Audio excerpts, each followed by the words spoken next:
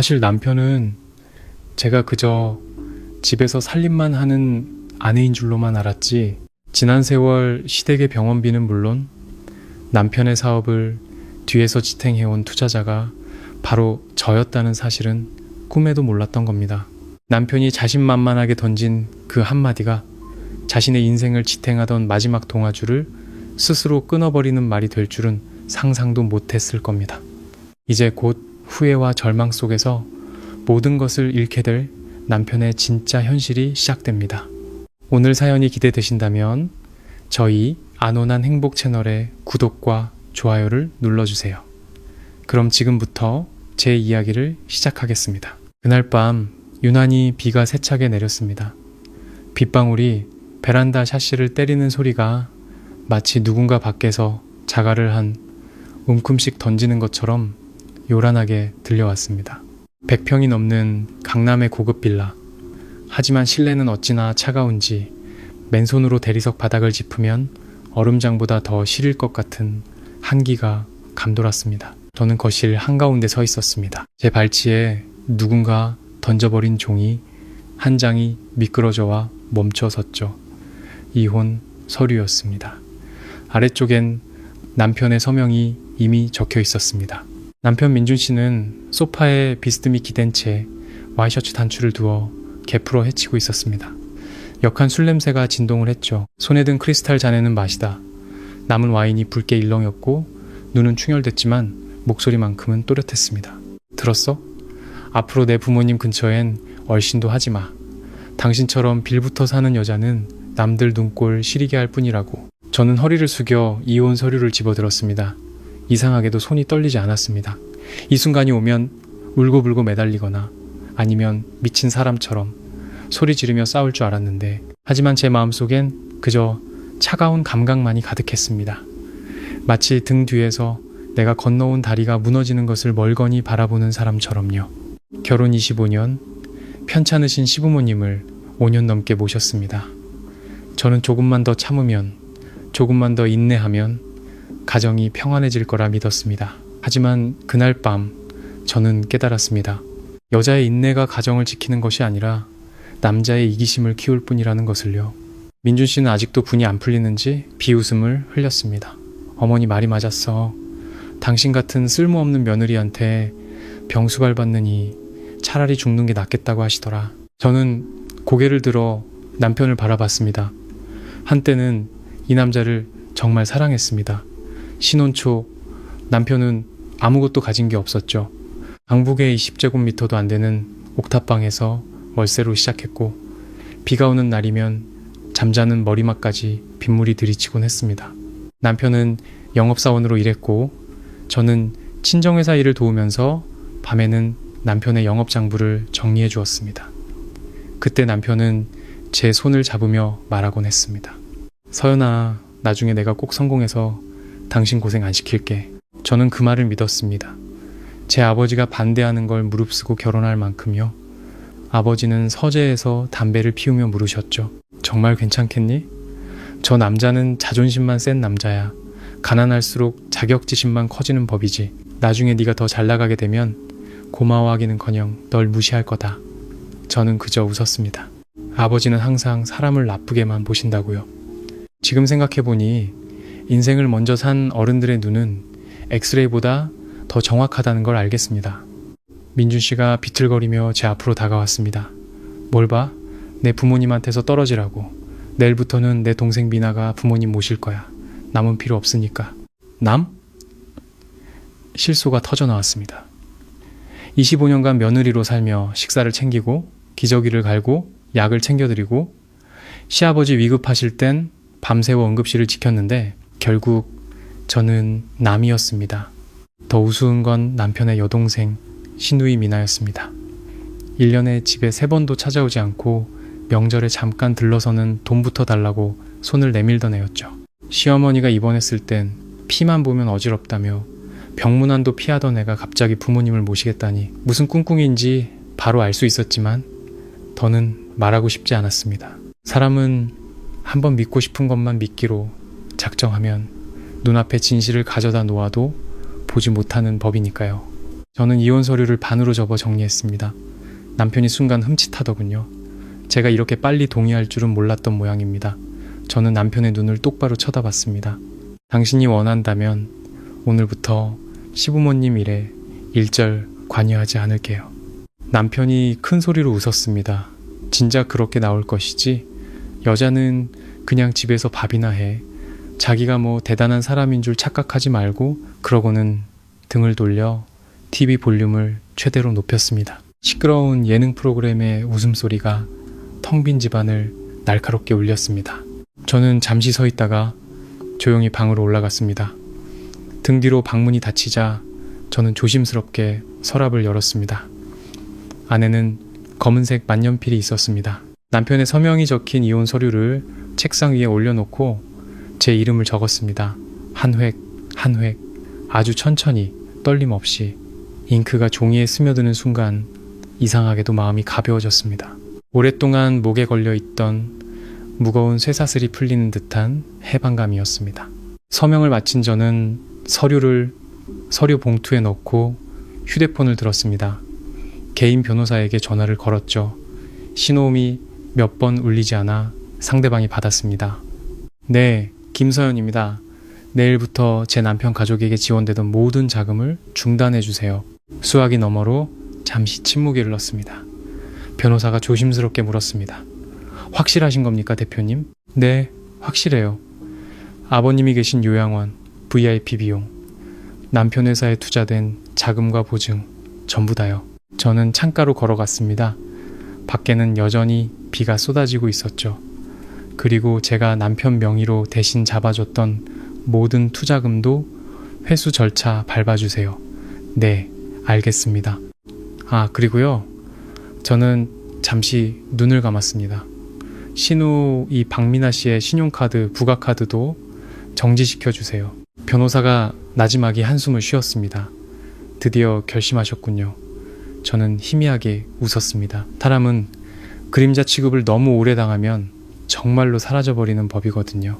전화를 끊고 옷장을 열어 작은 캐리어를 꺼냈습니다. 25년의 결혼 생활 동안 제 짐은 작은 캐리어 하나에 다 들어갈 정도였습니다. 참 씁쓸했죠. 침대 끝에 걸터 앉아 방 안을 둘러봤습니다. 제가 산 스탠드 조명, 제가 고른 커튼, 남편이 제일 좋아한다던 회색 이불까지 이 집의 모든 것엔 제 손길이 닿아 있었지만 단 하나도 제 것은 없었습니다. 밖에서는 남편의 고함 소리가 들려왔습니다. 김서연, 커피 아직이야? 저는 침묵했습니다. 잠시 후 더 큰 소리가 들렸죠. 서연아. 저는 캐리어에 지퍼를 올렸습니다. 그때 전화벨이 울렸습니다. 병원이었습니다. 의사는 시아버지께서 방금 호흡곤란 증세를 보이셨다고 했습니다. 예전 같았으면 당장 달려갔을 겁니다. 하지만 이번엔 저는 그저 나지막이 말했습니다. 오늘부터는 아드님께 연락해 주십시오. 수화기 너머에서 당황한 목소리가 들렸습니다.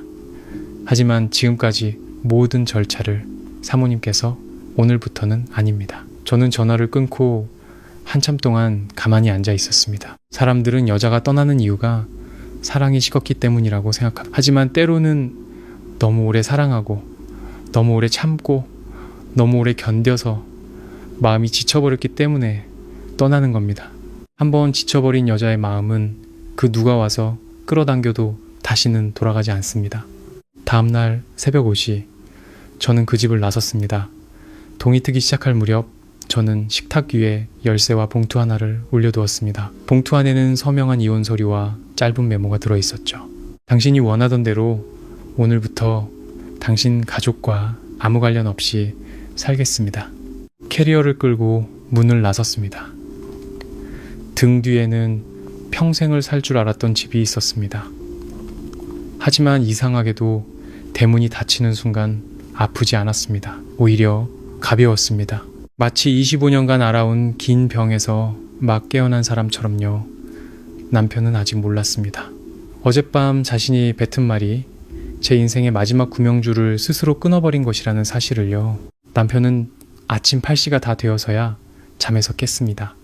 눈을 제대로 뜨기도 전에 인상을 찌푸리며 침대 옆자리를 더듬었습니다. 25년간 아내가 곁에 누워있는 것이 당연했고 자신보다 먼저 일어나 부엌에서 다그락거리는 소리, 복도를 오가는 가벼운 슬리퍼 소리, 물 끓는 소리, 도마 소리, 그리고 아래층에서 풍겨오는 은은한 커피 향에 익숙해진 사람의 습관이었죠. 하지만 그날 아침 옆자리는 텅 비어 있었습니다. 방 안은 불편할 정도로 고요했죠. 남편은 몇 초간 더 누워있다가 짜증스럽게 몸을 일으켰습니다. 술기운에 잠긴 목소리였죠. 서연아, 지금 몇 시인데 아직 커피도 안 타놨어? 아무 대답도 없었습니다. 남편은 비틀거리며 침대에서 내려와 방문을 열었습니다. 널찍한 집안은 평소라면 사람의 온기로 채워져 있어야 했습니다. 제 청소기 소리, 세탁기 돌아가는 소리, 밥솥 취사 소리가 들려야 했죠. 하지만 그날은 마치 폐가처럼 썰렁했습니다. 주방으로 내려가 보니 어젯밤 마시던 와인잔이 그대로 놓여 있었고 맥주캔 몇 개는 싱크대에 처박혀 있었습니다. 커피포트는 텅 비어 있었죠. 남편은 기분 나쁘다는 듯 의자 다리를 툭 찼습니다. 삐지긴 뭘 잘했다고. 그때 식탁 한가운데 놓인 봉투를 발견했습니다. 20년 넘게 봐온 제 글씨체로 또렷하게 쓰여 있었죠. 서명한 이혼 서류. 남편은 몇 초간 굳어 있다가 이내 비웃음을 터뜨렸습니다. 여전히 자신이 상황을 주도하고 있다고 믿는 사람의 오만한 웃음이었죠. 쇼하고 있네. 그는 봉투를 뜯어 이혼 서류를 꺼냈습니다. 아내란에 적힌 제 서명을 보고는 웃음이 살짝 굳었습니다. 하지만 이내 서류를 식탁에 내던졌습니다. 어디 며칠이나 버티나 보자. 내가 안 먹여 살리면 이 집 없으면 갈 데나 있나? 말은 그렇게 했지만 마음 한구석이 불안해지기 시작했습니다. 지난 25년간 제가 단 하룻밤도 외박한 적이 없었기 때문입니다. 아무리 화가 나도 시어머니에게 모진 말을 들어도 남편이 만취해 새벽에 들어와도 저는 그저 묵묵히 뒷정리를 하고 다음날 아침이면 어김없이 아침상을 차렸습니다. 남편에게 제 존재는 전기나 수도, 공기와도 같았습니다. 어느 날 갑자기 끊길 수 있다는 생각 자체를 해본 적이 없었죠. 남편은 직접 커피를 타려 했습니다. 하지만 커피포트 전원을 켜는 것부터 원두를 계량하고 설탕이 어디 있는지 찾는 것까지 모든 것이 서툴렀습니다. 한참을 뒤적인 끝에 겨우 새까맣고 쓰디쓴 커피 한 잔을 타냈습니다. 한 모금 마시자마자 얼굴을 찌푸리며 잔을 탁 소리나게 내려놓았죠. 그때 전화가 울렸습니다. 화면에는 평안요양원이라는 이름이 떠 있었죠. 남편은 미간을 찌푸리며 전화를 받았습니다. 여보세요? 박민준입니다. 무슨 일 있으면 제 아내한테 전화하세요. 그 사람이 담당이니까. 수학이 넘어 직원의 목소리는 정중했지만 차가웠습니다. 박민준 선생님, 김서연 여사님께 연락드렸으나 오늘부터 모든 업무를 선생님께 인계하셨다고 하여 직접 연락드렸습니다. 부친 박영감님의 특별 케어 서비스 계약이 오늘 아침부로 해지되었습니다. 이번 달 결제도 중단된 상태입니다. 남편은 멍해졌습니다. 해지요? 그 비용은 아버지 연금에서 자동으로 나가는 거 아니었습니까? 상대방은 잠시 침묵하더니 평정심을 유지하려는 듯 말했습니다. 선생님, 아버님 연금으로는 일반 병실 비용의 일부만 충당 가능합니다. 개인실, 전담 간병인, 병원 픽업 서비스, 비급여 항목의 약품, 그리고 지난 몇 년간 제공된 재활치료 프로그램은 모두 김서연 여사님의 개인 회사에서 후원해 왔습니다. 남편은 할 말을 잃었습니다. 개인 회사요? 무슨? 네, 명한 캐피탈입니다. 법인 대표는 김서연 여사님이시고요. 남편은 주방 한가운데서 못 박힌 듯 서 있었습니다. 명한 캐피탈은 낯선 이름이 아니었습니다. 자신의 회사가 자금난으로 어려울 때 몇 번 도움을 줬던 큰 투자사였죠. 하지만 남편의 머릿속에서 그 회사는 그저 유능한 어느 사업가의 것이었지, 매일 집에서 수수한 옷차림으로 장을 보고 밥을 하고 자기 부모님을 돌보던 아내와는 전혀 상관없는 곳이었습니다. 남편은 억지로 목소리를 쥐어짰습니다. 뭔가 착각하신 겁니다. 제 아내는 그냥 집에서 살림하는 사람입니다. 직원은 기계적인 목소리로 답했습니다. 선생님, 모든 결제 기록이 서류로 남아 있습니다. 오늘 중으로 새로운 보증금 납부가 이루어지지 않으면 아버님을 다인실로 옮기거나 가족분들께 퇴원 조치를 요청드릴 수밖에 없습니다. 안 됩니다. 아버지는 지금 편찮으시다고요. 당신들 그렇게 무책임하게 죄송합니다만 김소연 여사님께서 보증하신 특별계약은 이미 종료되었습니다. 전화가 끊기고 남편은 한참을 멍하니 서 있었습니다. 그는 곧바로 동생 미나에게 전화를 걸었습니다. 그래, 어젯밤 미나가 이제 자기가 부모님을 모시겠다고 했었지. 친딸인데 설마 모른 척 하겠어? 신호가 한참 간 뒤에야 전화가 연결되었습니다. 수화기 너머로 시끄러운 차 소리와 웃음소리가 들려왔습니다. 오빠, 웬일이야? 이 아침부터? 미나야, 너 어디야? 나 친구들이랑 제주도 여행 왔지. 왜? 남편은 소리를 지를 뻔했습니다. 네가 부모님 모신다며 방금 요양원에서 전화 왔어. 지원 다 끊겼다고. 당장 돌아와. 미나는 딱 2초간 사실 남편은 제가 그저 집에서 살림만 하는 아내인 줄로만 알았지, 지난 세월 시댁의 병원비는 물론 남편의 사업을 뒤에서 지탱해온 투자자가 바로 저였다는 사실은 꿈에도 몰랐던 겁니다. 남편이 자신만만하게 던진 그 한마디가 자신의 인생을 지탱하던 마지막 동아줄을 스스로 끊어버리는 말이 될 줄은 상상도 못했을 겁니다. 이제 곧 후회와 절망 속에서 모든 것을 잃게 될 남편의 진짜 현실이 시작됩니다. 오늘 사연이 기대되신다면 저희 안온한 행복 채널의 구독과 좋아요를 눌러주세요. 그럼 지금부터 제 이야기를 시작하겠습니다. 그날 밤 유난히 비가 세차게 내렸습니다. 빗방울이 베란다 샤시를 때리는 소리가 마치 누군가 밖에서 자갈을 한 움큼씩 던지는 것처럼 요란하게 들려왔습니다. 100평이 넘는 강남의 고급 빌라. 하지만 실내는 어찌나 차가운지 맨손으로 대리석 바닥을 짚으면 얼음장보다 더 시릴 것 같은 한기가 감돌았습니다. 저는 거실 한가운데 서 있었습니다. 제 발치에 누군가 던져버린 종이 한 장이 미끄러져와 멈춰섰죠. 이혼 서류였습니다. 아래쪽엔 남편의 서명이 이미 적혀 있었습니다. 남편 민준 씨는 소파에 비스듬히 기댄 채 와이셔츠 단추를 두어 개풀어 헤치고 있었습니다. 역한 술 냄새가 진동을 했죠. 손에 든 크리스탈 잔에는 마시다. 남은 와인이 붉게 일렁였고 눈은 충혈됐지만 목소리만큼은 또렷했습니다. 들었어? 앞으로 내 부모님 근처엔 얼씬도 하지 마. 당신처럼 빌부터 사는 여자는 남들 눈꼴 시리게 할 뿐이라고. 저는 허리를 숙여 이혼 서류를 집어들었습니다. 이상하게도 손이 떨리지 않았습니다.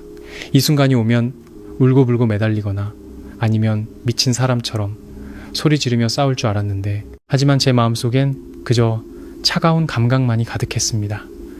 마치 등 뒤에서 내가 건너온 다리가 무너지는 것을 멀거니 바라보는 사람처럼요. 결혼 25년, 편찮으신 시부모님을 5년 넘게 모셨습니다. 저는 조금만 더 참으면, 조금만 더 인내하면 가정이 평안해질 거라 믿었습니다. 하지만 그날 밤 저는 깨달았습니다. 여자의 인내가 가정을 지키는 것이 아니라 남자의 이기심을 키울 뿐이라는 것을요. 민준 씨는 아직도 분이 안 풀리는지 비웃음을 흘렸습니다. 어머니 말이 맞았어. 당신 같은 쓸모없는 며느리한테 병수발 받느니 차라리 죽는 게 낫겠다고 하시더라. 저는 고개를 들어 남편을 바라봤습니다. 한때는 이 남자를 정말 사랑했습니다. 신혼 초 남편은 아무것도 가진 게 없었죠. 강북의 20제곱미터도 안 되는 옥탑방에서 월세로 시작했고, 비가 오는 날이면 잠자는 머리맡까지 빗물이 들이치곤 했습니다. 남편은 영업사원으로 일했고 저는 친정회사 일을 도우면서 밤에는 남편의 영업장부를 정리해 주었습니다. 그때 남편은 제 손을 잡으며 말하곤 했습니다. 서연아, 나중에 내가 꼭 성공해서 당신 고생 안 시킬게. 저는 그 말을 믿었습니다. 제 아버지가 반대하는 걸 무릅쓰고 결혼할 만큼요. 아버지는 서재에서 담배를 피우며 물으셨죠. 정말 괜찮겠니? 저 남자는 자존심만 센 남자야. 가난할수록 자격지심만 커지는 법이지. 나중에 네가 더 잘 나가게 되면 고마워하기는커녕 널 무시할 거다. 저는 그저 웃었습니다. 아버지는 항상 사람을 나쁘게만 보신다고요. 지금 생각해보니 인생을 먼저 산 어른들의 눈은 엑스레이보다 더 정확하다는 걸 알겠습니다. 민준 씨가 비틀거리며 제 앞으로 다가왔습니다. 뭘 봐? 내 부모님한테서 떨어지라고. 내일부터는 내 동생 미나가 부모님 모실 거야. 남은 필요 없으니까. 남? 실소가 터져 나왔습니다. 25년간 며느리로 살며 식사를 챙기고 기저귀를 갈고 약을 챙겨드리고 시아버지 위급하실 땐 밤새워 응급실을 지켰는데 결국 저는 남이었습니다. 더 우스운 건 남편의 여동생 시누이 미나였습니다.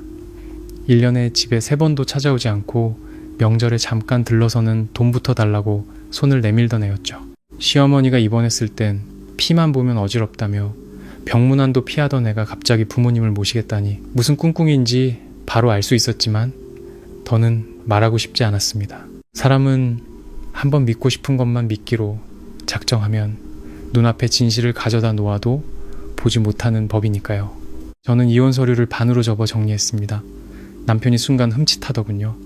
제가 이렇게 빨리 동의할 줄은 몰랐던 모양입니다. 저는 남편의 눈을 똑바로 쳐다봤습니다. 당신이 원한다면 오늘부터 시부모님 일에 일절 관여하지 않을게요. 남편이 큰 소리로 웃었습니다. 진작 그렇게 나올 것이지. 여자는 그냥 집에서 밥이나 해. 자기가 뭐 대단한 사람인 줄 착각하지 말고. 그러고는 등을 돌려 TV 볼륨을 최대로 높였습니다. 시끄러운 예능 프로그램의 웃음소리가 텅 빈 집안을 날카롭게 울렸습니다. 저는 잠시 서 있다가 조용히 방으로 올라갔습니다. 등 뒤로 방문이 닫히자 저는 조심스럽게 서랍을 열었습니다. 안에는 검은색 만년필이 있었습니다. 남편의 서명이 적힌 이혼 서류를 책상 위에 올려놓고 제 이름을 적었습니다. 한 획, 한 획, 아주 천천히, 떨림 없이. 잉크가 종이에 스며드는 순간 이상하게도 마음이 가벼워졌습니다. 오랫동안 목에 걸려있던 무거운 쇠사슬이 풀리는 듯한 해방감이었습니다. 서명을 마친 저는 서류를 서류 봉투에 넣고 휴대폰을 들었습니다. 개인 변호사에게 전화를 걸었죠. 신호음이 몇 번 울리지 않아 상대방이 받았습니다. 네, 김서연입니다.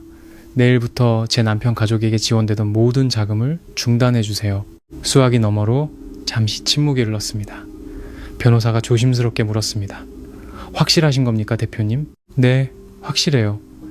아버님이 계신 요양원, VIP 비용, 남편 회사에 투자된 자금과 보증, 전부 다요.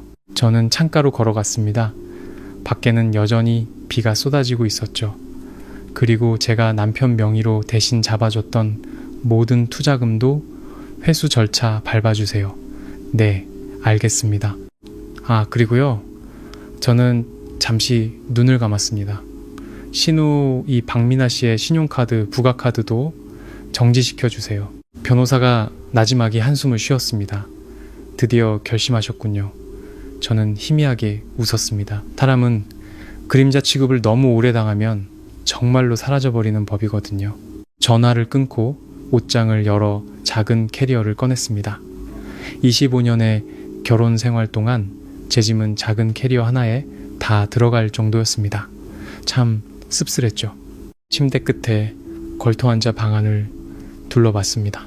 제가 산 스탠드 조명, 제가 고른 커튼, 남편이 제일 좋아한다던 회색 이불까지 이 집의 모든 것엔 제 손길이 닿아 있었지만 단 하나도 제 것은 없었습니다. 밖에서는 남편의 고함 소리가 들려왔습니다. 김서연, 커피 아직이야? 저는 침묵했습니다.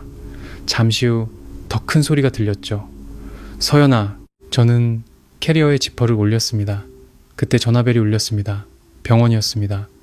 의사는 시아버지께서 방금 호흡곤란 증세를 보이셨다고 했습니다. 예전 같았으면 당장 달려갔을 겁니다. 하지만 이번엔 저는 그저 나지막이 말했습니다. 오늘부터는 아드님께 연락해 주십시오. 수화기 너머에서 당황한 목소리가 들렸습니다. 하지만 지금까지 모든 절차를 사모님께서 오늘부터는 아닙니다. 저는 전화를 끊고 한참 동안 가만히 앉아 있었습니다. 사람들은 여자가 떠나는 이유가 사랑이 식었기 때문이라고 생각합니다. 하지만 때로는 너무 오래 사랑하고 너무 오래 참고 너무 오래 견뎌서 마음이 지쳐버렸기 때문에 떠나는 겁니다. 한번 지쳐버린 여자의 마음은 그 누가 와서 끌어당겨도 다시는 돌아가지 않습니다. 다음날 새벽 5시 저는 그 집을 나섰습니다.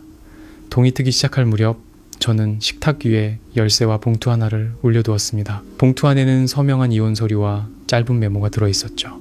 당신이 원하던 대로 오늘부터 당신 가족과 아무 관련 없이 살겠습니다.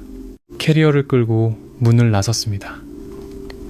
등 뒤에는 평생을 살 줄 알았던 집이 있었습니다. 하지만 이상하게도 대문이 닫히는 순간 아프지 않았습니다. 오히려 가벼웠습니다. 마치 25년간 알아온 긴 병에서 막 깨어난 사람처럼요. 남편은 아직 몰랐습니다. 어젯밤 자신이 뱉은 말이 제 인생의 마지막 구명줄을 스스로 끊어버린 것이라는 사실을요. 남편은 아침 8시가 다 되어서야 잠에서 깼습니다.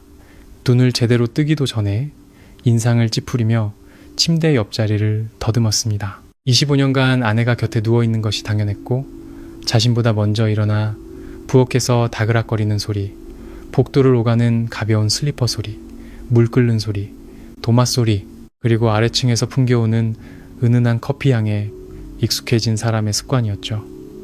하지만 그날 아침 옆자리는 텅 비어 있었습니다. 방 안은 불편할 정도로 고요했죠.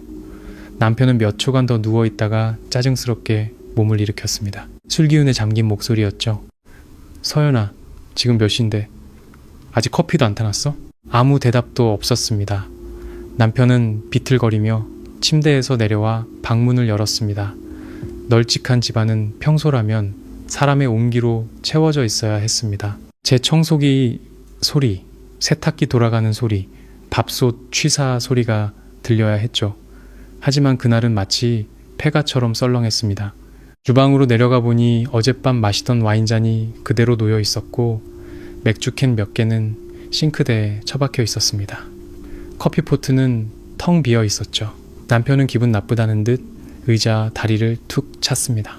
삐지긴 뭘 잘했다고. 그때 식탁 한가운데 놓인 봉투를 발견했습니다. 20년 넘게 봐온 제 글씨체로 또렷하게 쓰여 있었죠. 서명한 이혼 서류. 남편은 몇 초간 굳어 있다가 이내 비웃음을 터뜨렸습니다. 여전히 자신이 상황을 주도하고 있다고 믿는 사람의 오만한 웃음이었죠. 쇼하고 있네. 그는 봉투를 뜯어 이혼 서류를 꺼냈습니다. 아내란에 적힌 제 서명을 보고는 웃음이 살짝 굳었습니다. 하지만 이내 서류를 식탁에 내던졌습니다. 어디 며칠이나 버티나 보자. 내가 안 먹여 살리면 이 집 없으면 갈 데나 있나? 말은 그렇게 했지만 마음 한구석이 불안해지기 시작했습니다. 지난 25년간 제가 단 하룻밤도 외박한 적이 없었기 때문입니다. 아무리 화가 나도 시어머니에게 모진 말을 들어도 남편이 만취해 새벽에 들어와도 저는 그저 묵묵히 뒷정리를 하고 다음날 아침이면 어김없이 아침상을 차렸습니다. 남편에게 제 존재는 전기나 수도, 공기와도 같았습니다. 어느 날 갑자기 끊길 수 있다는 생각 자체를 해본 적이 없었죠. 남편은 직접 커피를 타려 했습니다. 하지만 커피포트 전원을 켜는 것부터 원두를 계량하고 설탕이 어디 있는지 찾는 것까지 모든 것이 서툴렀습니다. 한참을 뒤적인 끝에 겨우 새까맣고 쓰디쓴 커피 한 잔을 타냈습니다. 한 모금 마시자마자 얼굴을 찌푸리며 잔을 탁 소리나게 내려놓았죠. 그때 전화가 울렸습니다. 화면에는 평안요양원이라는 이름이 떠 있었죠. 남편은 미간을 찌푸리며 전화를 받았습니다. 여보세요? 박민준입니다. 무슨 일 있으면 제 아내한테 전화하세요. 그 사람이 담당이니까. 수학이 넘어 직원의 목소리는 정중했지만 차가웠습니다. 박민준 선생님, 김소연 여사님께 연락드렸으나 오늘부터 모든 업무를 선생님께 인계하셨다고 하여 직접 연락드렸습니다. 부친 박영감님의 특별 케어 서비스 계약이 오늘 아침부로 해지되었습니다. 이번 달 결제도 중단된 상태입니다. 남편은 멍해졌습니다. 해지요? 그 비용은 아버지 연금에서 자동으로 나가는 거 아니었습니까? 상대방은 잠시 침묵하더니 평정심을 유지하려는 듯 말했습니다. 선생님, 아버님 연금으로는 일반 병실 비용의 일부만 충당 가능합니다. 개인실, 전담 간병인, 병원 픽업 서비스, 비급여 항목의 약품, 그리고 지난 몇 년간 제공된 재활치료 프로그램은 모두 김서연 여사님의 개인 회사에서 후원해 왔습니다. 남편은 할 말을 잃었습니다. 개인 회사요? 무슨? 네, 명한 캐피탈입니다. 법인 대표는 김서연 여사님이시고요. 남편은 주방 한가운데서 못 박힌 듯 서 있었습니다. 명한 캐피탈은 낯선 이름이 아니었습니다. 자신의 회사가 자금난으로 어려울 때 몇 번 도움을 줬던 큰 투자사였죠. 하지만 남편의 머릿속에서 그 회사는 그저 유능한 어느 사업가의 것이었지, 매일 집에서 수수한 옷차림으로 장을 보고 밥을 하고 자기 부모님을 돌보던 아내와는 전혀 상관없는 곳이었습니다. 남편은 억지로 목소리를 쥐어짰습니다. 뭔가 착각하신 겁니다. 제 아내는 그냥 집에서 살림하는 사람입니다. 직원은 기계적인 목소리로 답했습니다. 선생님, 모든 결제 기록이 서류로 남아 있습니다. 오늘 중으로 새로운 보증금 납부가 이루어지지 않으면 아버님을 다인실로 옮기거나 가족분들께 퇴원 조치를 요청드릴 수밖에 없습니다. 안 됩니다. 아버지는 지금 편찮으시다고요. 당신들 그렇게 무책임하게. 죄송합니다만 김서연 여사님께서 보증하신 특별계약은 이미 종료되었습니다. 전화가 끊기고 남편은 한참을 멍하니 서 있었습니다. 그는 곧바로 동생 미나에게 전화를 걸었습니다. 그래, 어젯밤 미나가 이제 자기가 부모님을 모시겠다고 했었지. 친딸인데 설마 모른 척 하겠어? 신호가 한참 간 뒤에야 전화가 연결되었습니다. 수화기 너머로 시끄러운 차 소리와 웃음소리가 들려왔습니다. 오빠, 웬일이야? 이 아침부터? 미나야, 너 어디야? 나 친구들이랑 제주도 여행 왔지. 왜? 남편은 소리를 지를 뻔했습니다. 네가 부모님 모신다며 방금 요양원에서 전화 왔어. 지원 다 끊겼다고. 당장 돌아와. 미나는 딱 2초간 침묵하더니 짜증 섞인 목소리로 쏘아붙였습니다. 오빠 제정신이야? 그건 그냥 새언니기 좀 죽이려고 해본 소리지. 진짜로 누가 모신대? 그리고 이번 달에 새언니가 생활비 3천만 원 아직 안 보내줬어. 오빠가 보내달라고 좀 해줘. 내 카드값 연체 직전이란 말이야. 남편은 머리가 띵했습니다. 3천만 원? 무슨 돈이야? 어머, 오빠 몰랐어? 몇 년 전부터 새언니가 나한테 부모님 용돈이랑 잡다한 비용 쓰라고 매달 보내줬잖아. 오빠는 모르는 척 하지 마. 이제 와서 새언니가 오빠한테 화났으면 오빠가 알아서 풀어줘야지. 미나야, 나 지금 너한테 줄 돈 없어. 수학이 넘어 목소리가 순식간에 차가워졌습니다. 돈도 없으면서 전화는 왜 했어? 장남이라며. 어제는 큰 소리 뻥뻥 치더니 미나는 그대로 전화를 끊어버렸습니다. 남편은 휴대폰 화면을 보며 처음으로 이 집안에 무언가가 아주 빠르게 무너져 내리고 있다는 것을 느꼈습니다. 손을 쓸 틈도 없이 말이죠. 정신을 차리기도 전에 전화가 다시 울렸습니다. 이번엔 회사 재무팀장이었습니다. 박 부장, 지금 당장 회사로 좀 와. 명한 캐피탈에서 박 부장 개인 대출금 회수 요청 공문을 보냈어. 그리고 우리 회사 중부지방 프로젝트에 걸려있던 보증도 전부 철회했어. 사장님 지금 난리 나셨다. 남편은 마른 침을 삼켰습니다. 그게 무슨... 그건 회사 대출이지 않습니까? 시치미 떼지 마. 서류에 보증 담보가 전부 김서연 씨 개인 자산이랑 연계되어 있다고 명시되어 있잖아. 도대체 어젯밤에 무슨 짓을 한 거야? 아내한테. 남편은 대답할 수 없었습니다. 그는 허둥지둥 옷을 갈아입었습니다. 옷장을 열자 어제 제가 다려놓은 양복이 가지런히 걸려 있었고 넥타이와 닦아놓은 구두까지 완벽하게 준비되어 있었습니다. 지금까지 이 모든 것을 당연하게 여겨왔던 자신이 떠올랐습니다. 혼란스러운 상태로 차를 몰고 집을 나섰습니다. 도중에 요양원에서 다시 전화가 왔습니다. 아버지가 호흡곤란으로 병원으로 이송해야 하니 보호자 동의 서명이 필요하다고 했습니다. 남편은 짜증을 내며 기다리라고 했지만 수화기 너머에서는 딱 한마디만 들려왔습니다. 예전에는 김서연 여사님께서 항상 30분 안에 도착하셨습니다. 그 말은 따기처럼 날아와 꽂혔습니다. 남편은 핸들을 꽉 쥐었습니다. 화를 내고 싶었고 제게 무정하다고 욕하고 싶었습니다. 그저 홧김에 아내가 벌이는 복수극일 뿐이라고 스스로를 위로하고 싶었죠. 하지만 마음속 깊은 곳에서 오래된 벽의 균열처럼 진실이 모습을 드러내기 시작했습니다. 지난 세월 이 집이 굳건히 서 있었던 것은 자신이 아니었습니다. 술자리에서 늘어놓던 그의 허풍도 장남이라는 직책도 아니었습니다. 이 모든 것을 지탱한 것은 바로 자신이 빌부터 산다고 모욕했던 아내, 바로 저였습니다. 회사에 도착한 남편은 엘리베이터에 타기도 전에 직원 몇몇이 자신을 이상한 눈으로 쳐다보는 것을 느꼈습니다. 더 이상 살가운 인사도 존경의 눈빛도 없었습니다. 등골을 서늘하게 만드는 작은 수군거림만이 들려올 뿐이었죠. 재무팀장이 그를 회의실로 끌고 들어갔습니다. 책상 위에는 두꺼운 서류 뭉치가 놓여 있었습니다. 박 부장, 설명해봐.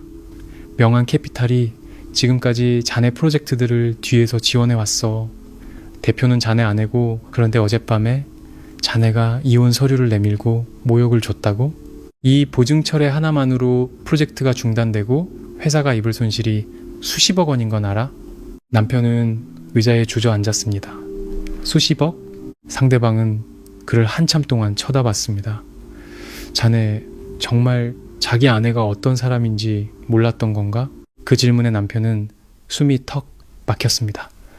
머릿속에 어젯밤 조용히 이혼 서류를 주워들고 알겠어요 라고 나지막이 말하던 제 모습이 스쳐 지나갔습니다. 그건 패배 선언이 아니었습니다. 모든 것을 놓아버리겠다는 마지막 통보였던 겁니다. 남편의 휴대폰이 다시 한번 울렸습니다. 제 변호사에게서 온 문자였습니다. 박민준 씨, 김서연 대표님께서 이혼 소송을 접수하셨습니다. 금일부터 모든 연락은 변호사를 통해 주시기 바랍니다. 개인적인 연락이나 접근은 자제해 주십시오.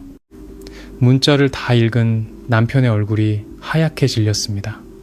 휴대폰이 책상 위로 툭 떨어졌습니다.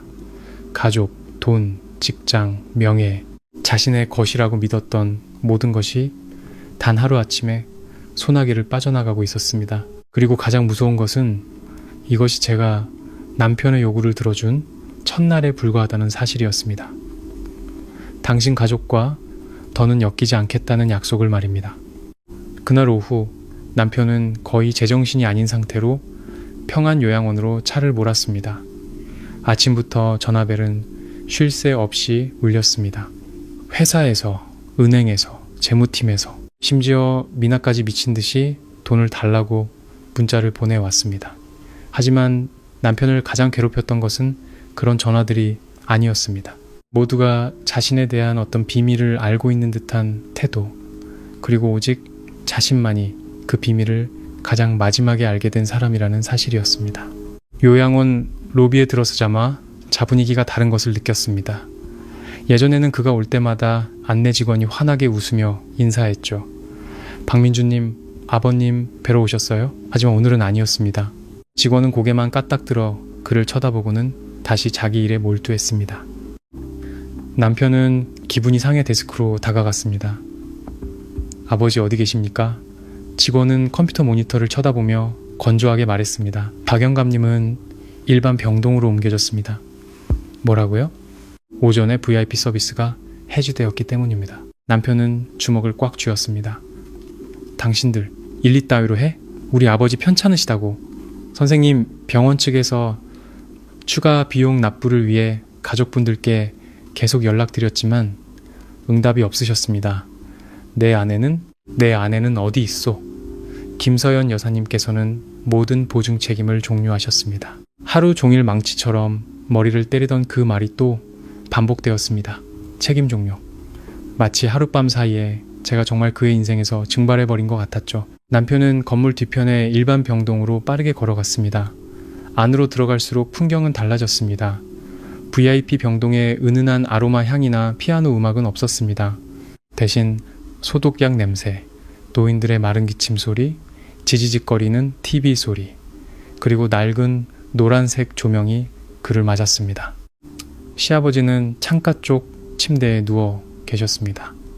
좁은 싱글 침대 옆에는 다른 노인 두 분이 더 계셨죠. 지난 5년간 전담 간병인의 극진한 보살핌을 받던 분은 이제 낡은 환자복을 입고 웅크린 채 초점 없는 눈으로 창밖을 보고 있었습니다. 남편은 그 자리에 멈춰 섰습니다. 아버지가 저런 모습인 것은 처음 봤습니다. 아버지가 고개를 돌려 아들을 발견하자 눈시울이 금세 붉어졌습니다. 민준아, 왔구나. 목소리가 쉬어 있었습니다. 서연이는? 그 애가 이제 안 온다더구나. 남편은 목이 메었습니다. 뭐라고 대답해야 할지 몰랐습니다.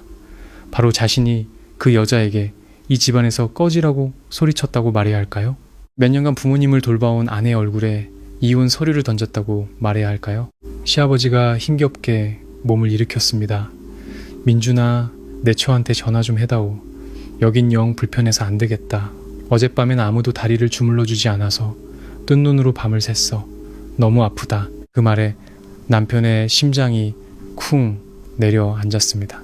지난 몇 년간 매일 밤 관절염으로 고생하시는 시아버지의 다리를 주물러 드린 사람이 바로 저였다는 사실을 떠올렸기 때문입니다. 잠 못 이루시는 날에는 새벽 2시까지 곁에 앉아 말동무를 해드리기도 했습니다. 남편은 그런 일들을 본 적이 없거나 보았더라도 며느리의 당연한 의무라고 생각했습니다. 사람은 참 이상합니다. 사랑받을 때는 모든 희생을 당연하게 여기다가 잃고 나서야 그것이 얼마나 귀한 것이었는지 깨닫게 되죠. 시아버지가 아들의 손을 잡았습니다. 내 엄마는 아침부터 서연이만 찾는데 엄마요? 남편은 화들짝 놀랐습니다. 오늘따라 치매 증세가 심해져서 서연이를 찾아야 한다고 난리다.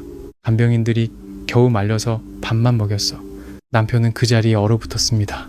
몇 년 전 한밤중에 시어머니가 발작을 일으켜 방문을 두드리며 소리를 지를 때 그런 어머니를 끌어안고 조용히 달래주던 사람이 저였다는 것을 기억해냈습니다. 한 번은 어머니가 제 팔을 할퀴어 피가 나기도 했죠. 다음날 아침 남편은 그 상처를 보고 딱 한마디 했습니다. 엄마 늙으셔서 그래. 당신이 좀 참아. 소독약 한 번 발라주지 않고 아프냐고 묻지도 않고 고맙다는 말 한마디 없었습니다. 그때 저는 그저 웃었습니다. 사랑하는 여자는 나의 희생을 언젠가는 알아주겠지 라며 스스로를 속이는 경향이 있으니까요.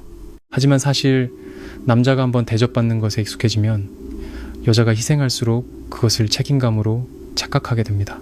남편의 전화가 다시 울렸습니다. 은행이었습니다. 박민준 고객님의 신용대출이 담보자산 상실로 인해 금일 중으로 추가 서류를 제출해 주셔야 합니다. 나 지금 바빠요. 기한 내 미제출 시 연체로 전환될 수 있습니다. 남편은 소리쳤습니다. 바쁘다고 했잖소. 그리고 전화를 끊어버렸죠. 하지만 곧바로 문자가 도착했습니다. 신용카드 대금 결제 계좌 잔액 부족. 남편은 은행 앱을 열었습니다. 화면에 뜬 숫자의 등골이 서늘해졌습니다. 계좌에는 1,000만 원 남짓 남아 있었습니다. 당장 이번 달 요양원 비용만 해도 거의 1억 원에 가까웠는데 말이죠. 남편은 복도 의자에 주저앉았습니다. 태어나서 처음으로 돈 계산이라는 것을 진지하게 해보고 있었습니다. 예전에는 필요한 것이 있으면 제게 한마디만 하면 모든 것이 해결됐습니다. 차가 고장나면 수리가 되어 있었고 프로젝트 자금이 부족하면 돈이 채워졌고 부모님이 아프시면 누군가 돌봤고 여동생이 돈을 쓰면 누군가 보내줬습니다. 남편은 그것이 자신이 잘나서라고 생각했습니다. 이제야 깨닫기 시작했습니다. 자신이 잘난 것이 아니라 뒤에서 모든 것을 감당해준 사람이 있었기 때문이라는 것을요. 그때 간호사가 지나갔습니다. 박영감님 아드님 맞으시죠? 네, 아버님 심장 정밀 검사가 필요해서요. 병원 이송 동의서에 서명 좀 부탁드립니다. 남편은 펜을 잡았지만 손이 떨렸습니다. 비용이 얼마나 됩니까? 선납금만 약 7천만 원 정도입니다. 7천만 원. 예전 같으면 신경도 쓰지 않았을 액수가 지금은 태산처럼 느껴졌습니다. 그는 휴대폰을 뒤져 다시 미나에게 전화했습니다. 이번에는 미나가 전화를 빨리 받았지만 목소리는 짜증으로 가득했습니다. 또 뭐야? 미나야, 오빠한테 돈 좀 빌려줘. 아버지가 입원하셔야 해. 오빠 미쳤어? 나 지금 호텔비도 없는데 아버지는 오빠 아들이기도 하잖아. 남편은 할 말을 잃었습니다. 바로 그 말을 예전에 자신이 제게 했던 말이었기 때문입니다. 당신은 이 집 며느리잖아. 그 말이 이제 부메랑이 되어 자신의 뺨을 후려쳤습니다. 미나는 전화를 끊었습니다. 남편은 병원 복도에 멍하니 앉아 있었습니다. 한참 뒤에야 몇몇 친구들이 생각났습니다. 몇 년간 술 친구로 가깝게 지냈던 친구 준호에게 전화했지만 받지 않았고 다른 친구에게는 수신이 거부되었습니다. 마지막으로 전화한 친구는 전화를 받긴 했지만 돈을 빌려달라는 말에 잠시 침묵하더니 나지막이 말했습니다. 미안하다, 민준아. 나도 요즘 좀 어렵다. 그리고는 서둘러 전화를 끊었습니다. 남편은 까맣게 변한 휴대폰 화면을 보며 씁쓸한 사실을 깨달았습니다. 자신을 둘러싼 많은 관계들이 사실은 자신의 돈과 지위, 이용 가치가 있을 때만 존재했다는 것을, 그리고 그 모든 것들은 대부분 제가 뒤에서 조용히 받쳐주고 있었던 것이라는 것을요. 어느덧 해가 지고 제가 집을 떠나던 그날 밤처럼 비가 내리기 시작했습니다. 남편은 병원 처마 밑에 서서 바쁘게 지나가는 사람들을 바라봤습니다. 몇 년 만에 처음으로 두려움을 느꼈습니다. 돈을 잃을까봐 두려운 게 아니었습니다. 더 이상 뒤에 아무도 없다는 사실이 두려웠습니다. 그때 휴대폰이 울렸습니다. 낯선 번호로 온 문자였습니다. 제가 아이보리색 정장을 입고 투자 계약식에 앉아있는 사진이었습니다. 머리는 단정하게 올리고 표정은 제가 알던 모습과 달리 평온하면서도 차갑고 낯설었습니다. 사진 아래에는 한 줄의 글이 적혀 있었습니다. 김서연 대표님이 평범한 주부인 줄 아셨나요? 남편은 그 사진을 한참 동안 들여다봤습니다. 그리고 난생 처음으로 어쩌면 지난 25년간 가장 어리석었던 사람은 제가 아니라 바로 자기 자신이었을지도 모른다는 생각을 하기 시작했습니다. 그날 밤 남편은 집에 돌아가지 않았습니다. 병원에서 아버지를 간호하고 싶어서가 아니었습니다. 돌아갈 용기가 나지 않았기 때문입니다. 지난 20여 년간 그 고급 빌라는 항상 불이 켜져 있었고 문을 열어주는 사람이 있었고 밤십시든 새벽이시든 돌아가면 먹을 수 있는 따뜻한 밥이 있었습니다. 하지만 이제 텅 빈 그 집에 들어설 생각을 하니 등골이 오싹했습니다. 그는 병원 복도에 있는 플라스틱 의자에 웅크리고 앉았습니다. 소독약 냄새, 환자, 이송용, 침대 바퀴 소리, 다른 보호자들의 한숨 소리가 공간을 숨막히게 했습니다. 남편은 자신의 구두를 내려다봤습니다. 며칠 전까지만 해도 반짝이던 구두는 빗물과 흙먼지로 얼룩져 있었습니다. 이상하게도 사람은 추락하기 시작하면 예전에는 보이지 않던 것들이 보이기 시작합니다. 구겨진 셔츠, 더러워진 신발, 다른 사람의 차가운 눈빛 하나에도 가슴이 철렁 내려앉게 되죠. 남편의 전화가 다시 울렸습니다. 회사 인사팀장이었습니다. 박 부장님, 내일 아침 일찍 이사회에 출석하셔야겠습니다. 또 무슨 일입니까? 수화기 너머에서 잠시 머뭇거리는 소리가 들렸습니다. 현재 사내에 부장님의 사생활과 관련된 녹취 파일이 퍼지고 있습니다. 남편은 심장이 멎는 것 같았습니다. 녹취요? 무슨 박 부장님께서 사모님께 폭언하신 내용입니다. 남편은 벌떡 일어났습니다. 누가 그런 짓을... 그건 아직... 하지만 남편은 이미 짐작하고 있었습니다. 저 말고 누가 이 모든 것을 이렇게 뒤흔들 수 있겠습니까? 그는 이를 갈았습니다. 서연이. 하루 종일 남편은 처음으로 저를 그 여자라고 부르지 않았습니다. 사람은 높은 곳에 있을 때 남을 깎아내리는 호칭으로 부르기를 좋아합니다. 하지만 추락하기 시작하면 자신을 일으켜 세워줬던 사람의 진짜 이름을 기억해내기 마련이죠. 남편이 다시 의자에 앉았을 때 응급실 문이 열렸습니다. 의사가 마스크를 벗으며 나왔습니다. 박영감님, 보호자분? 접니다.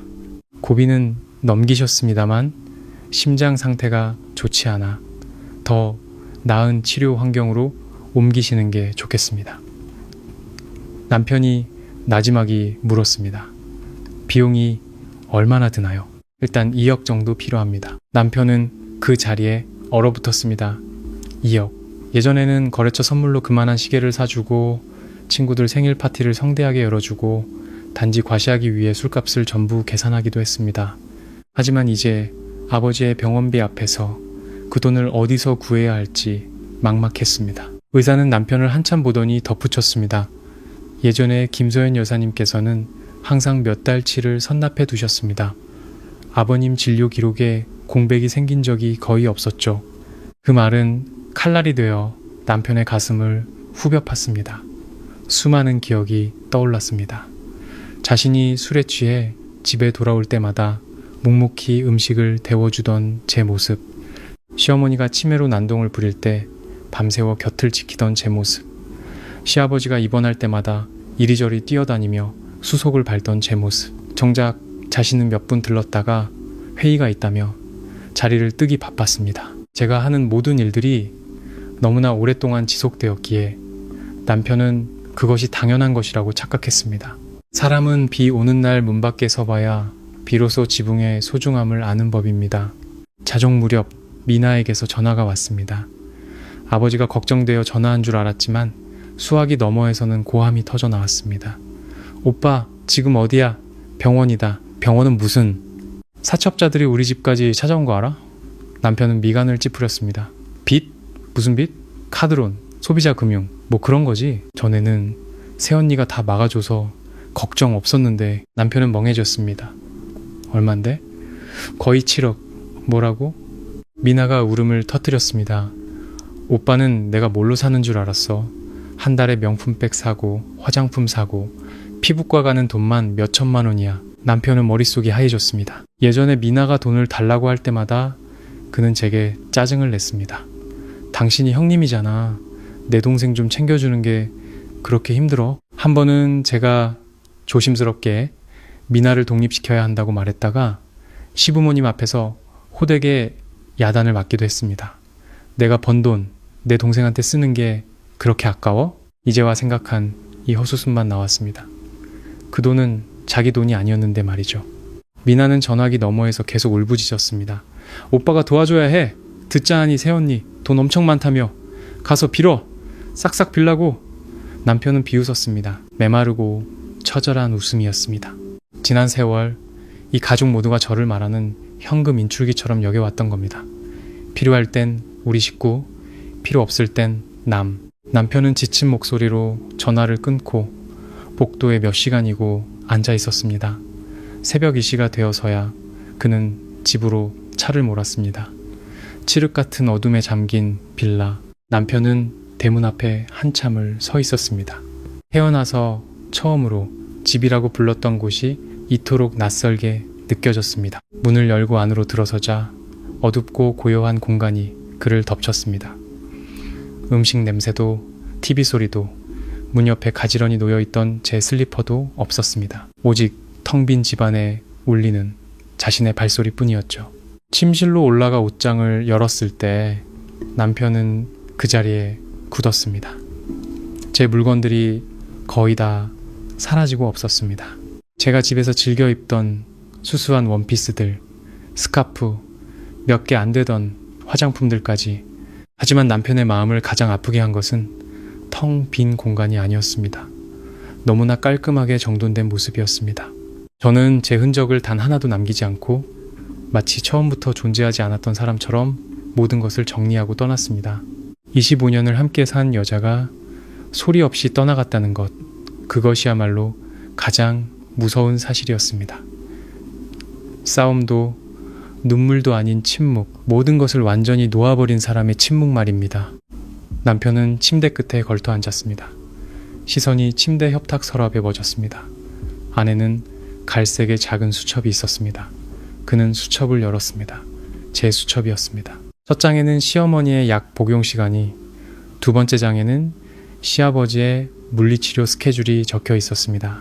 그 뒤로는 남편의 회의 일정, 공과금 납부일, 자동차 정비일, 집안 제사 날짜까지 이 집의 모든 것이 제 손으로 꼼꼼하게 관리되고 있었습니다. 마지막 장에는 아주 짧은 글귀가 적혀 있었습니다. 언젠가 내가 없어져도 저 사람은 잘 지내겠지. 그 한 문장에 남편은 숨을 쉴 수가 없었습니다. 그는 부드럽고 익숙한 제 글씨체를 한참 동안 내려다보다가 갑자기 머리를 감싸주고 소리내어 울기 시작했습니다. 고함을 지르는 울음이 아니었습니다.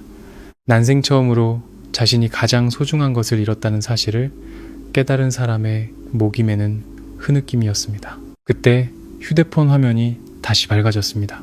회사 이사회에서 온 새 이메일이었습니다. 내용은 재무 및 직업윤리 관련 내부 조사를 위해 박민준 부장의 직무를 잠정 정지한다는 통보였습니다. 남편은 멍하니 화면을 바라봤습니다.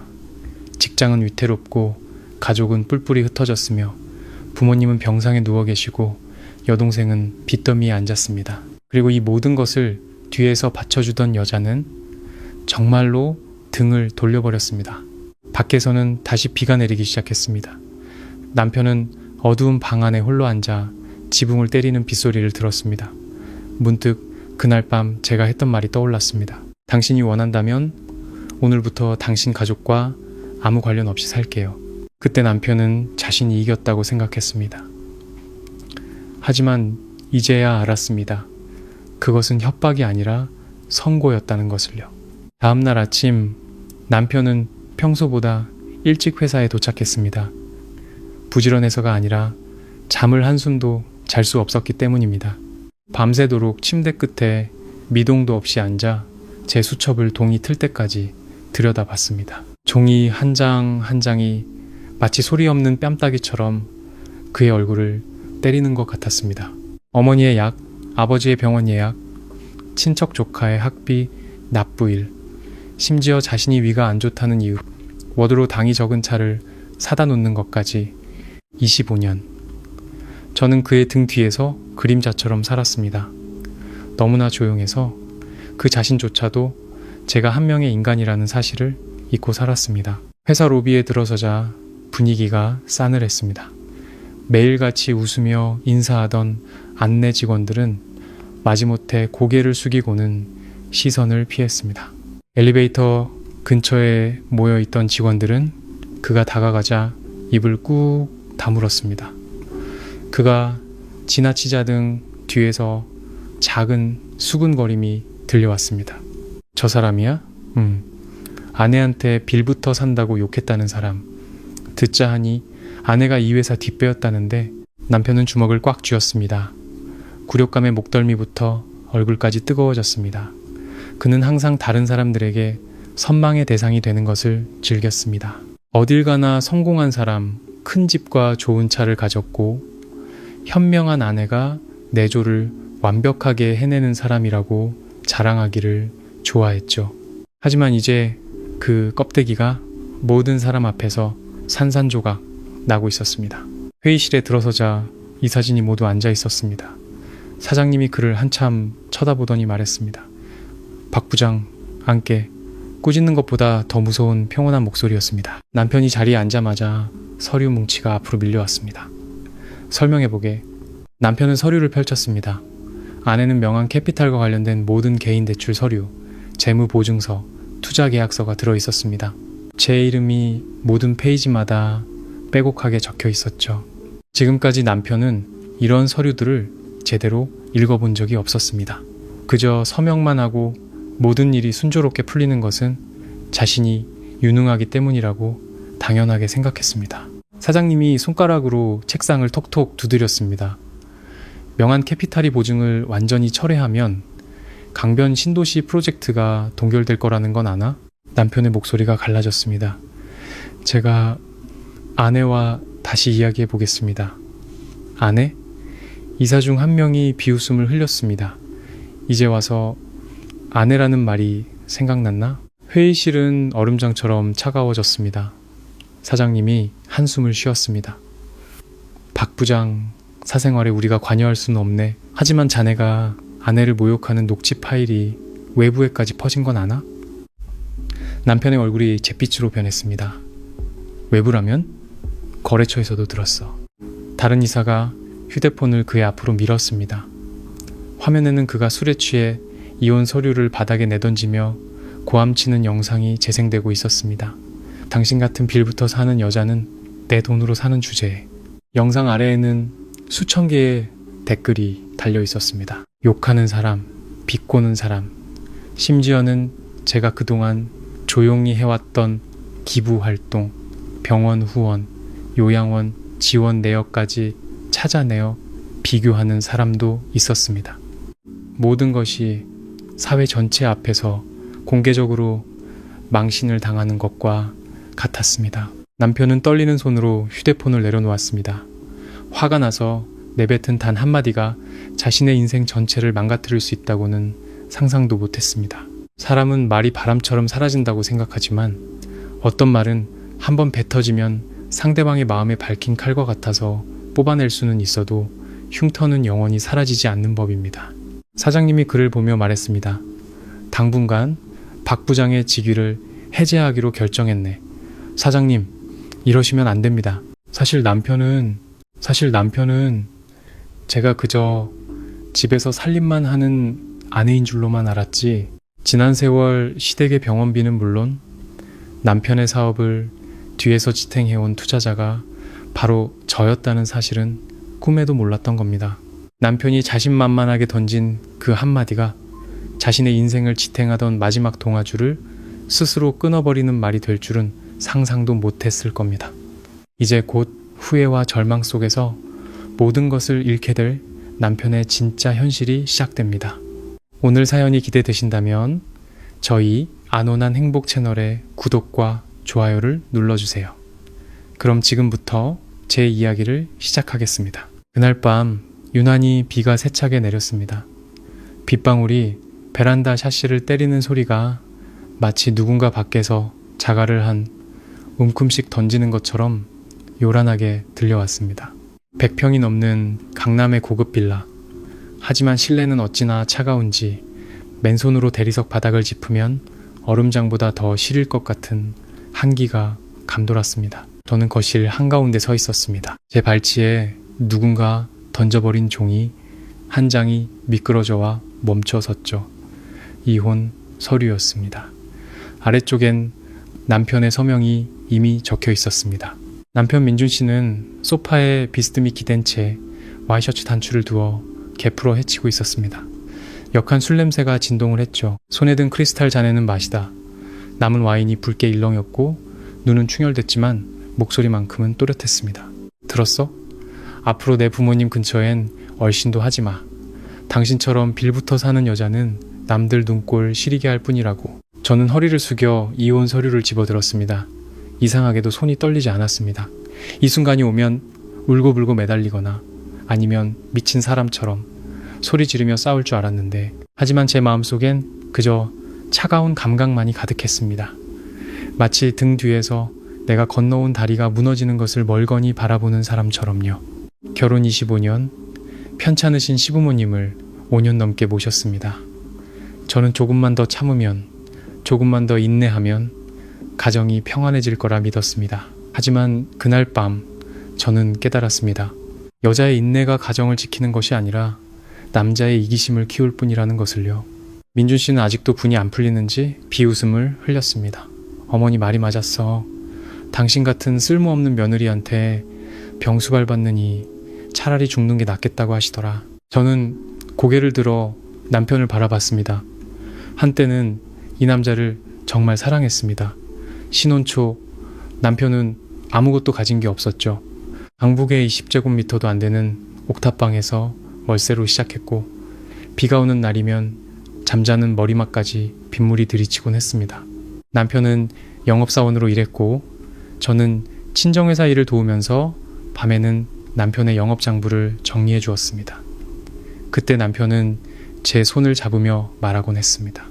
서연아, 나중에 내가 꼭 성공해서 당신 고생 안 시킬게. 저는 그 말을 믿었습니다. 제 아버지가 반대하는 걸 무릅쓰고 결혼할 만큼요. 아버지는 서재에서 담배를 피우며 물으셨죠. 정말 괜찮겠니? 저 남자는 자존심만 센 남자야. 가난할수록 자격지심만 커지는 법이지. 나중에 네가 더 잘 나가게 되면 고마워하기는커녕 널 무시할 거다. 저는 그저 웃었습니다. 아버지는 항상 사람을 나쁘게만 보신다고요. 지금 생각해보니 인생을 먼저 산 어른들의 눈은 엑스레이보다 더 정확하다는 걸 알겠습니다. 민준 씨가 비틀거리며 제 앞으로 다가왔습니다. 뭘 봐? 내 부모님한테서 떨어지라고. 내일부터는 내 동생 미나가 부모님 모실 거야. 남은 필요 없으니까. 남? 실소가 터져 나왔습니다. 25년간 며느리로 살며 식사를 챙기고 기저귀를 갈고 약을 챙겨드리고 시아버지 위급하실 땐 밤새워 응급실을 지켰는데 결국 저는 남이었습니다.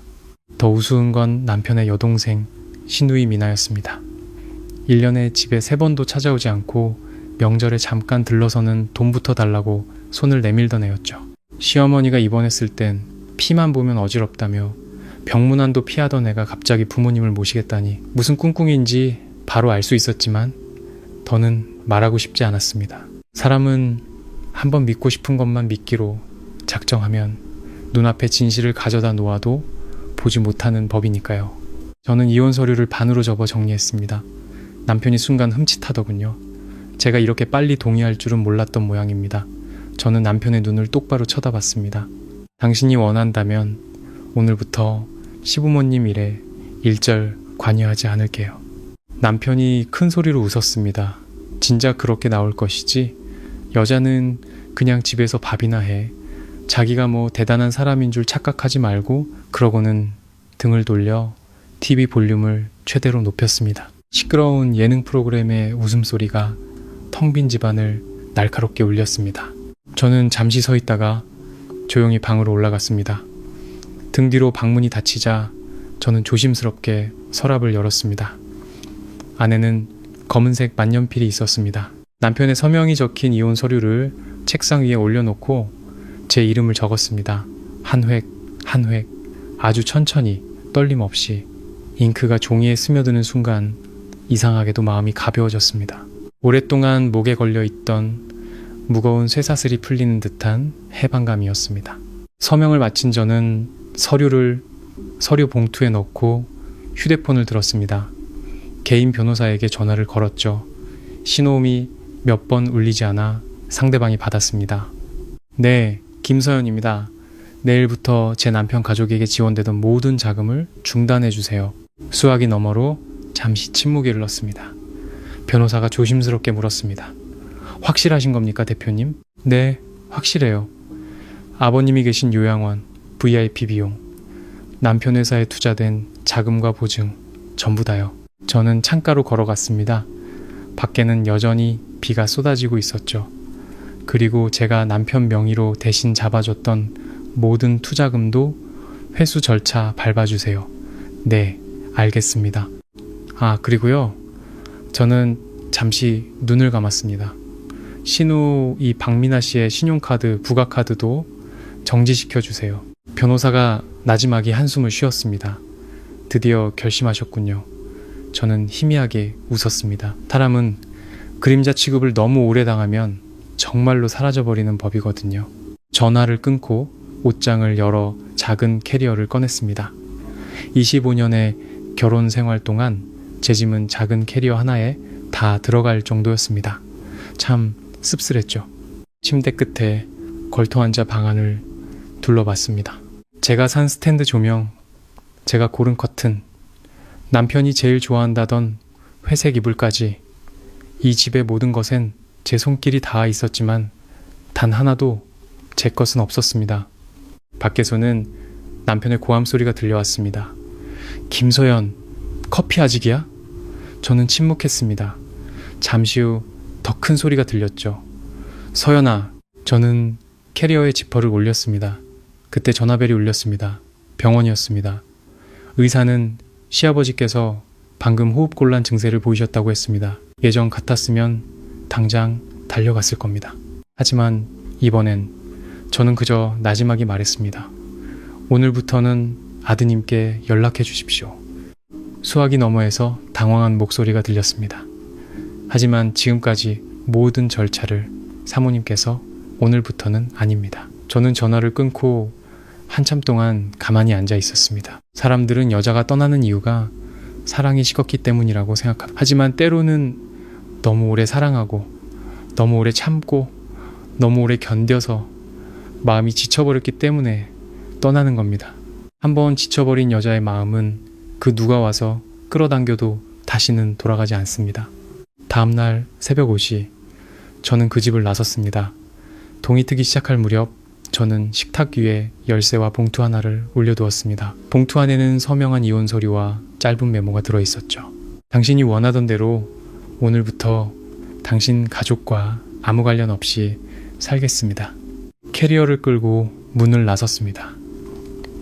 등 뒤에는 평생을 살 줄 알았던 집이 있었습니다. 하지만 이상하게도 대문이 닫히는 순간 아프지 않았습니다. 오히려 가벼웠습니다. 마치 25년간 알아온 긴 병에서 막 깨어난 사람처럼요. 남편은 아직 몰랐습니다. 어젯밤 자신이 뱉은 말이 제 인생의 마지막 구명줄을 스스로 끊어버린 것이라는 사실을요. 남편은 아침 8시가 다 되어서야 잠에서 깼습니다. 눈을 제대로 뜨기도 전에 인상을 찌푸리며 침대 옆자리를 더듬었습니다. 25년간 아내가 곁에 누워있는 것이 당연했고 자신보다 먼저 일어나 부엌에서 다그락거리는 소리, 복도를 오가는 가벼운 슬리퍼 소리, 물 끓는 소리, 도마 소리, 그리고 아래층에서 풍겨오는 은은한 커피 향에 익숙해진 사람의 습관이었죠. 하지만 그날 아침 옆자리는 텅 비어 있었습니다. 방 안은 불편할 정도로 고요했죠. 남편은 몇 초간 더 누워있다가 짜증스럽게 몸을 일으켰습니다. 술기운에 잠긴 목소리였죠. 서연아, 지금 몇 시인데 아직 커피도 안 타놨어? 아무 대답도 없었습니다. 남편은 비틀거리며 침대에서 내려와 방문을 열었습니다. 널찍한 집안은 평소라면 사람의 온기로 채워져 있어야 했습니다. 제 청소기 소리, 세탁기 돌아가는 소리, 밥솥 취사 소리가 들려야 했죠. 하지만 그날은 마치 폐가처럼 썰렁했습니다. 주방으로 내려가 보니 어젯밤 마시던 와인잔이 그대로 놓여 있었고 맥주캔 몇 개는 싱크대에 처박혀 있었습니다. 커피포트는 텅 비어 있었죠. 남편은 기분 나쁘다는 듯 의자 다리를 툭 찼습니다. 삐지긴 뭘 잘했다고. 그때 식탁 한가운데 놓인 봉투를 발견했습니다. 20년 넘게 봐온 제 글씨체로 또렷하게 쓰여 있었죠. 서명한 이혼 서류. 남편은 몇 초간 굳어 있다가 이내 비웃음을 터뜨렸습니다. 여전히 자신이 상황을 주도하고 있다고 믿는 사람의 오만한 웃음이었죠. 쇼하고 있네. 그는 봉투를 뜯어 이혼 서류를 꺼냈습니다. 아내란에 적힌 제 서명을 보고는 웃음이 살짝 굳었습니다. 하지만 이내 서류를 식탁에 내던졌습니다. 어디 며칠이나 버티나 보자. 내가 안 먹여 살리면 이 집 없으면 갈 데나 있나? 말은 그렇게 했지만 마음 한구석이 불안해지기 시작했습니다. 지난 25년간 제가 단 하룻밤도 외박한 적이 없었기 때문입니다. 아무리 화가 나도 시어머니에게 모진 말을 들어도 남편이 만취해 새벽에 들어와도 저는 그저 묵묵히 뒷정리를 하고 다음날 아침이면 어김없이 아침상을 차렸습니다. 남편에게 제 존재는 전기나 수도, 공기와도 같았습니다. 어느 날 갑자기 끊길 수 있다는 생각 자체를 해본 적이 없었죠. 남편은 직접 커피를 타려 했습니다. 하지만 커피포트 전원을 켜는 것부터 원두를 계량하고 설탕이 어디 있는지 찾는 것까지 모든 것이 서툴렀습니다. 한참을 뒤적인 끝에 겨우 새까맣고 쓰디쓴 커피 한 잔을 타냈습니다. 한 모금 마시자마자 얼굴을 찌푸리며 잔을 탁 소리나게 내려놓았죠. 그때 전화가 울렸습니다. 화면에는 평안요양원이라는 이름이 떠 있었죠. 남편은 미간을 찌푸리며 전화를 받았습니다. 여보세요? 박민준입니다. 무슨 일 있으면 제 아내한테 전화하세요. 그 사람이 담당이니까. 수학이 넘어 직원의 목소리는 정중했지만 차가웠습니다. 박민준 선생님, 김서연 여사님께 연락드렸으나 오늘부터 모든 업무를 선생님께 인계하셨다고 하여 직접 연락드렸습니다. 부친 박영감님의 특별 케어 서비스 계약이 오늘 아침부로 해지되었습니다. 이번 달 결제도 중단된 상태입니다. 남편은 멍해졌습니다. 해지요? 그 비용은 아버지 연금에서 자동으로 나가는 거 아니었습니까? 상대방은 잠시 침묵하더니 평정심을 유지하려는 듯 말했습니다. 선생님, 아버님 연금으로는 일반 병실 비용의 일부만 충당 가능합니다. 개인실, 전담 간병인, 병원 픽업 서비스, 비급여 항목의 약품, 그리고 지난 몇 년간 제공된 재활치료 프로그램은 모두 김서연 여사님의 개인 회사에서 후원해 왔습니다. 남편은 할 말을 잃었습니다. 개인 회사요? 무슨? 네, 명한 캐피탈입니다. 법인 대표는 김서연 여사님이시고요. 남편은 주방 한가운데서 못 박힌 듯 서 있었습니다. 명한 캐피탈은 낯선 이름이 아니었습니다. 자신의 회사가 자금난으로 어려울 때 몇 번 도움을 줬던 큰 투자사였죠. 하지만 남편의 머릿속에서 그 회사는 그저 유능한 어느 사업가의 것이었지 매일 집에서 수수한 옷차림으로 장을 보고 밥을 하고 자기 부모님을 돌보던 아내와는 전혀 상관없는 곳이었습니다. 남편은 억지로 목소리를 쥐어짰습니다. 뭔가 착각하신 겁니다. 제 아내는 그냥 집에서 살림하는 사람입니다. 직원은 기계적인 목소리로 답했습니다.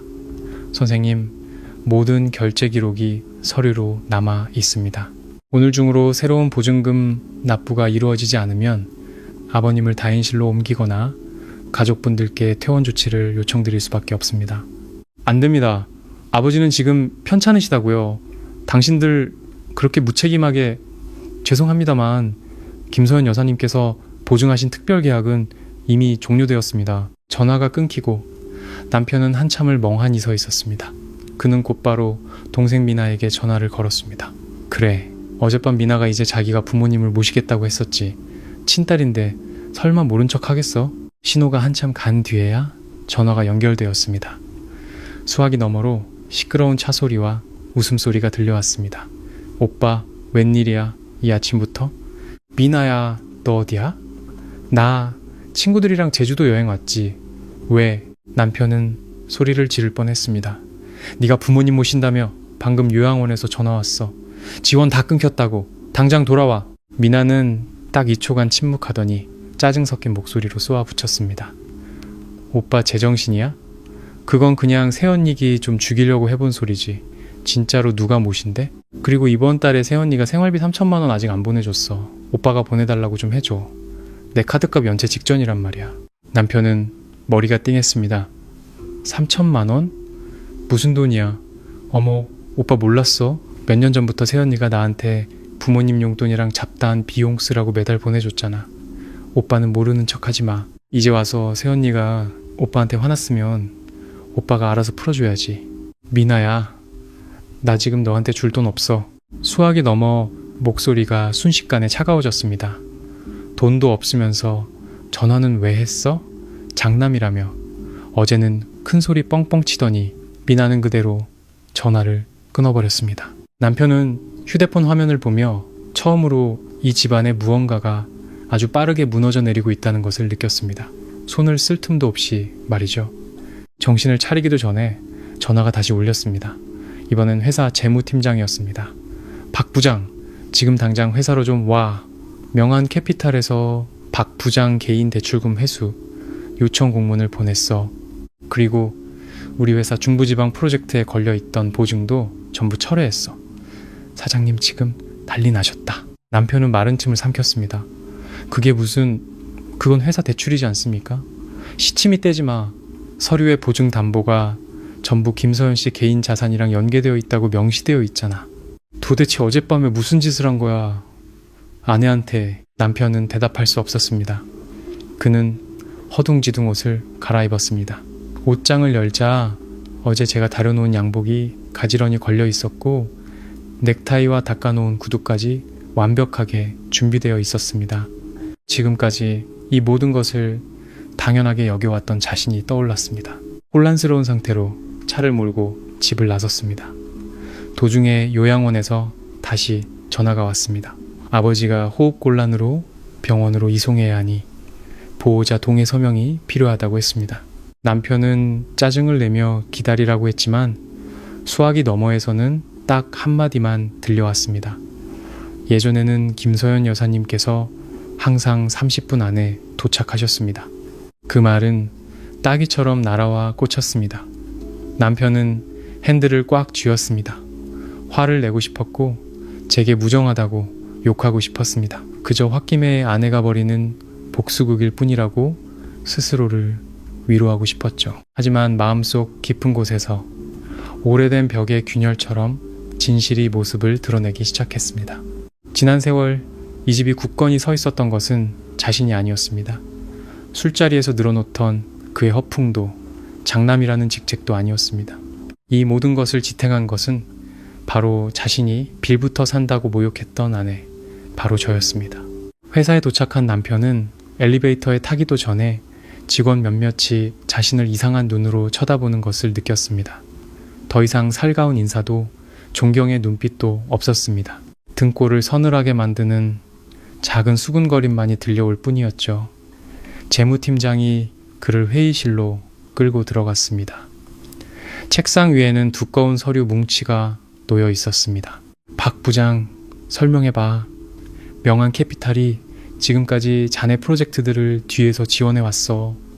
대표는 자네 아내고, 그런데 어젯밤에 자네가 이혼 서류를 내밀고 모욕을 줬다고? 이 보증철회 하나만으로 프로젝트가 중단되고 회사가 입을 손실이 수십억 원인 건 알아? 남편은 의자에 주저앉았습니다. 수십억? 상대방은 그를 한참 동안 쳐다봤습니다. 자네 정말 자기 아내가 어떤 사람인지 몰랐던 건가? 그 질문에 남편은 숨이 턱 막혔습니다. 머릿속에 어젯밤 조용히 이혼 서류를 주워들고 알겠어요 라고 나지막이 말하던 제 모습이 스쳐 지나갔습니다. 그건 패배 선언이 아니었습니다. 모든 것을 놓아버리겠다는 마지막 통보였던 겁니다. 남편의 휴대폰이 다시 한번 울렸습니다. 제 변호사에게서 온 문자였습니다. 박민준 씨, 김서연 대표님께서 이혼 소송을 접수하셨습니다. 금일부터 모든 연락은 변호사를 통해 주시기 바랍니다. 개인적인 연락이나 접근은 자제해 주십시오. 문자를 다 읽은 남편의 얼굴이 하얗게 질렸습니다. 휴대폰이 책상 위로 툭 떨어졌습니다. 가족, 돈, 직장, 명예, 자신의 것이라고 믿었던 모든 것이 단 하루아침에 소나기를 빠져나가고 있었습니다. 그리고 가장 무서운 것은 이것이 제가 남편의 요구를 들어준 첫날에 불과하다는 사실이었습니다. 당신 가족과 더는 엮이지 않겠다는 약속을 말입니다. 그날 오후 남편은 거의 제정신이 아닌 상태로 평안요양원으로 차를 몰았습니다. 아침부터 전화벨은 쉴 새 없이 울렸습니다. 회사에서, 은행에서, 재무팀에서, 심지어 미나까지 미친 듯이 돈을 달라고 문자를 보내왔습니다. 하지만 남편을 가장 괴롭혔던 것은 그런 전화들이 아니었습니다. 모두가 자신에 대한 어떤 비밀을 알고 있는 듯한 태도, 그리고 오직 자신만이 그 비밀을 가장 마지막에 알게 된 사람이라는 사실이었습니다. 요양원 로비에 들어서자마 자분위기가 다른 것을 느꼈습니다. 예전에는 그가 올 때마다 안내 직원이 환하게 웃으며 인사했죠. 박민주님, 아버님 뵈러 오셨어요? 하지만 오늘은 아니었습니다. 직원은 고개만 까딱 들어 그를 쳐다보고는 다시 자기 일에 몰두했습니다. 남편은 기분이 상해 데스크로 다가갔습니다. 아버지 어디 계십니까? 직원은 컴퓨터 모니터를 쳐다보며 건조하게 말했습니다. 박영감님은 일반 병동으로 옮겨졌습니다. 뭐라고요? 오전에 VIP 서비스가 해지되었기 때문입니다. 남편은 주먹을 꽉 쥐었습니다. 당신들 일 따위로 해? 우리 아버지 편찮으시다고. 선생님, 병원 측에서 추가 비용 납부를 위해 가족분들께 계속 연락드렸지만 응답이 없으셨습니다. 내 아내는 어디 있소? 김서연 여사님께서는 모든 보증 책임을 종료하셨습니다. 하루 종일 망치처럼 머리를 때리던 그 말이 또 반복되었습니다. 책임 종료.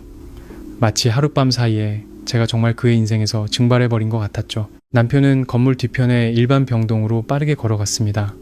안으로 들어갈수록 풍경은 달라졌습니다. VIP 병동에 은은한 아로마 향이나 피아노 음악은 없었습니다. 대신 소독약 냄새, 노인들의 마른 기침 소리, 지지직거리는 TV 소리, 그리고 낡은 노란색 조명이 그를 맞았습니다. 시아버지는 창가 쪽 침대에 누워 계셨습니다. 좁은 싱글 침대 옆에는 다른 노인 두 분이 더 계셨죠. 지난 5년간 전담 간병인의 극진한 보살핌을 받던 분은 이제 낡은 환자복을 입고 웅크린 채 초점 없는 눈으로 창밖을 보고 있었습니다. 남편은 그 자리에 멈춰섰습니다. 아버지가 저런 모습인 것은 처음 봤습니다. 아버지가 고개를 돌려 아들을 발견하자 눈시울이 금세 붉어졌습니다. 민준아, 왔구나. 목소리가 쉬어 있었습니다. 서연이는? 그 애가 이제 안 온다더구나. 남편은 목이 메었습니다. 뭐라고 대답해야 할지 몰랐습니다. 바로 자신이 그 여자에게 이 집안에서 꺼지라고 소리쳤다고 말해야 할까요? 몇 년간 부모님을 돌봐온 아내의 얼굴에 이혼 서류를 던졌다고 말해야 할까요? 시아버지가 힘겹게 몸을 일으켰습니다. 민준아, 내 처한테 전화 좀 해다오. 여긴 영 불편해서 안 되겠다. 어젯밤엔 아무도 다리를 주물러 주지 않아서 뜬 눈으로 밤을 샜어. 너무 아프다. 그 말에 남편의 심장이 쿵 내려앉았습니다. 지난 몇 년간 매일 밤 관절염으로 고생하시는 시아버지의 다리를 주물러 드린 사람이 바로 저였다는 사실을 떠올렸기 때문입니다. 잠 못 이루시는 날에는 새벽 2시까지 곁에 앉아 말동무를 해드리기도 했습니다. 남편은 그런 일들을 본 적이 없거나 보았더라도 며느리의 당연한 의무라고 생각했습니다. 사람은 참 이상합니다. 사랑받을 때는 모든 희생을 당연하게 여기다가 잃고 나서야 그것이 얼마나 귀한 것이었는지 깨닫게 되죠. 시아버지가 아들의 손을 잡았습니다. 내 엄마는 아침부터 서연이만 찾는데 엄마요? 남편은 화들짝 놀랐습니다. 오늘따라 치매 증세가 심해져서 서연이를 찾아야 한다고 난리다. 간병인들이 겨우 말려서 밥만 먹였어. 남편은 그 자리에 얼어붙었습니다. 몇 년 전 한밤중에 시어머니가 발작을 일으켜 방문을 두드리며 소리를 지를 때 그런 어머니를 끌어안고 조용히 달래주던 사람이 저였다는 것을 기억해냈습니다. 한 번은 어머니가 제 팔을 할퀴어 피가 나기도 했죠. 다음날 아침 남편은 그 상처를 보고 딱 한마디 했습니다. 엄마 늙으셔서 그래. 당신이 좀 참아. 소독약 한번 발라주지 않고 아프냐고 묻지도 않고 고맙다는 말 한마디 없었습니다. 그때 저는 그저 웃었습니다. 사랑하는 여자는 나의 희생을 언젠가는 알아주겠지 라며 스스로를 속이는 경향이 있으니까요.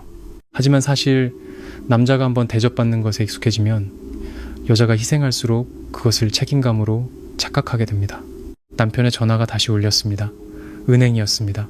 박민준 고객님의 신용대출이 담보자산 상실로 인해 금일중으로 추가 서류를 제출해 주셔야 합니다. 나 지금 바빠요. 기한 내 미제출 시 연체로 전환될 수 있습니다. 남편은 소리쳤습니다. 바쁘다고 했잖소. 그리고 전화를 끊어버렸죠. 하지만 곧바로 문자가 도착했습니다. 신용카드 대금 결제 계좌 잔액 부족. 남편은 은행 앱을 열었습니다. 화면에 뜬 숫자의 등골이 서늘해졌습니다. 계좌에는 1,000만 원 남짓 남아 있었습니다. 당장 이번 달 요양원 비용만 해도 거의 1억 원에 가까웠는데 말이죠. 남편은 복도 의자에 주저앉았습니다. 태어나서 처음으로 돈 계산이라는 것을 진지하게 해보고 있었습니다. 예전에는 필요한 것이 있으면 제게 한마디만 하면 모든 것이 해결됐습니다. 차가 고장나면 수리가 되어 있었고 프로젝트 자금이 부족하면 돈이 채워졌고 부모님이 아프시면 누군가 돌봤고 여동생이 돈을 쓰면 누군가 보내줬습니다. 남편은 그것이 자신이 잘나서라고 생각했습니다. 이제야 깨닫기 시작했습니다. 자신이 잘난 것이 아니라 뒤에서 모든 것을 감당해준 사람이 있었기 때문이라는 것을요. 그때 간호사가 지나갔습니다. 박영감님 아드님 맞으시죠? 네, 아버님 심장 정밀 검사가 필요해서요. 병원 이송 동의서에 서명 좀 부탁드립니다. 남편은 펜을 잡았지만 손이 떨렸습니다. 비용이 얼마나 됩니까? 선납금만 약 7천만 원 정도입니다. 7천만 원. 예전 같으면 신경도 쓰지 않았을 액수가 지금은 태산처럼 느껴졌습니다. 그는 휴대폰을 뒤져 다시 미나에게 전화했습니다. 이번에는 미나가 전화를 빨리 받았지만 목소리는 짜증으로 가득했습니다. 또 뭐야?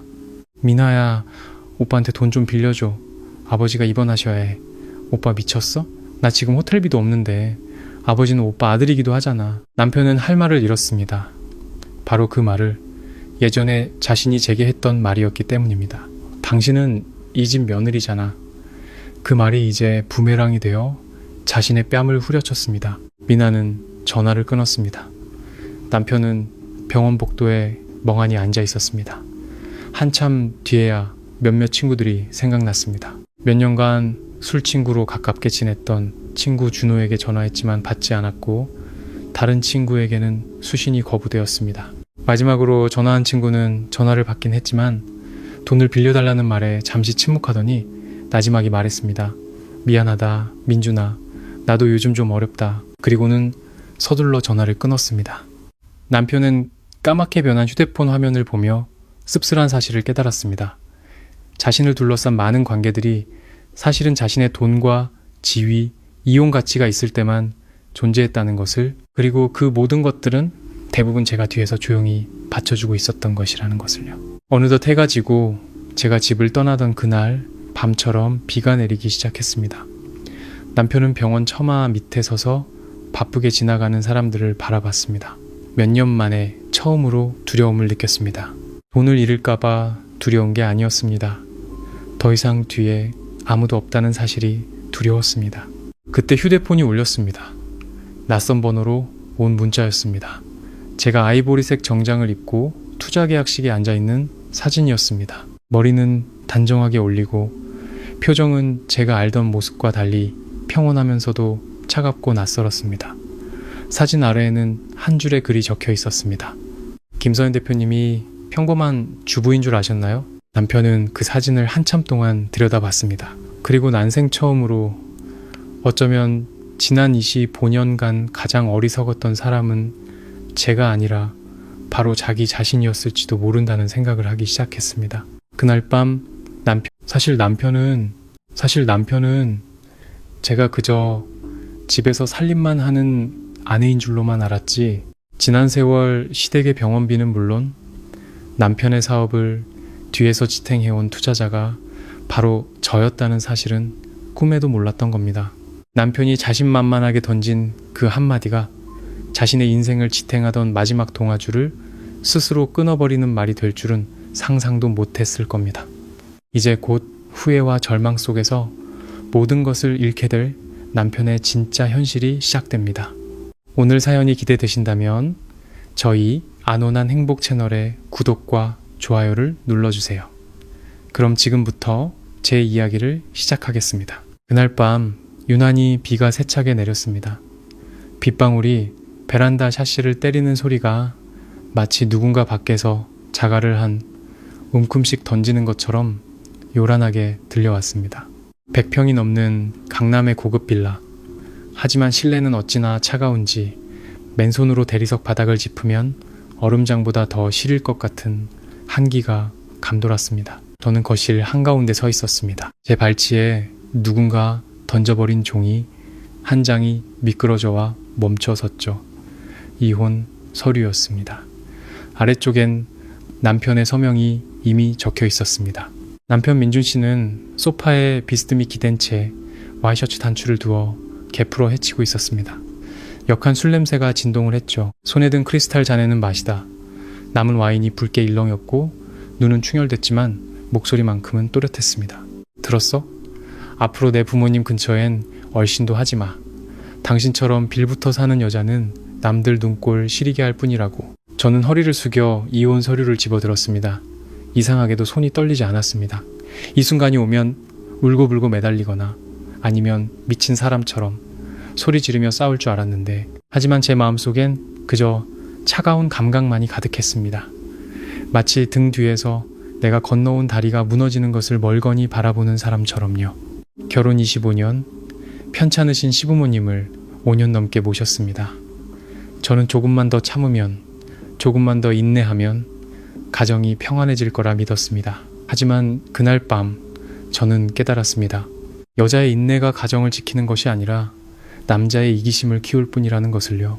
민준 씨는 아직도 분이 안 풀리는지 비웃음을 흘렸습니다. 어머니 말이 맞았어. 당신 같은 쓸모없는 며느리한테 병수발 받느니 차라리 죽는 게 낫겠다고 하시더라. 저는 고개를 들어 남편을 바라봤습니다. 한때는 이 남자를 정말 사랑했습니다. 신혼 초 남편은 아무것도 가진 게 없었죠. 강북의 20제곱미터도 안 되는 옥탑방에서 월세로 시작했고, 비가 오는 날이면 잠자는 머리맡까지 빗물이 들이치곤 했습니다. 남편은 영업사원으로 일했고 저는 친정회사 일을 도우면서 밤에는 남편의 영업장부를 정리해 주었습니다.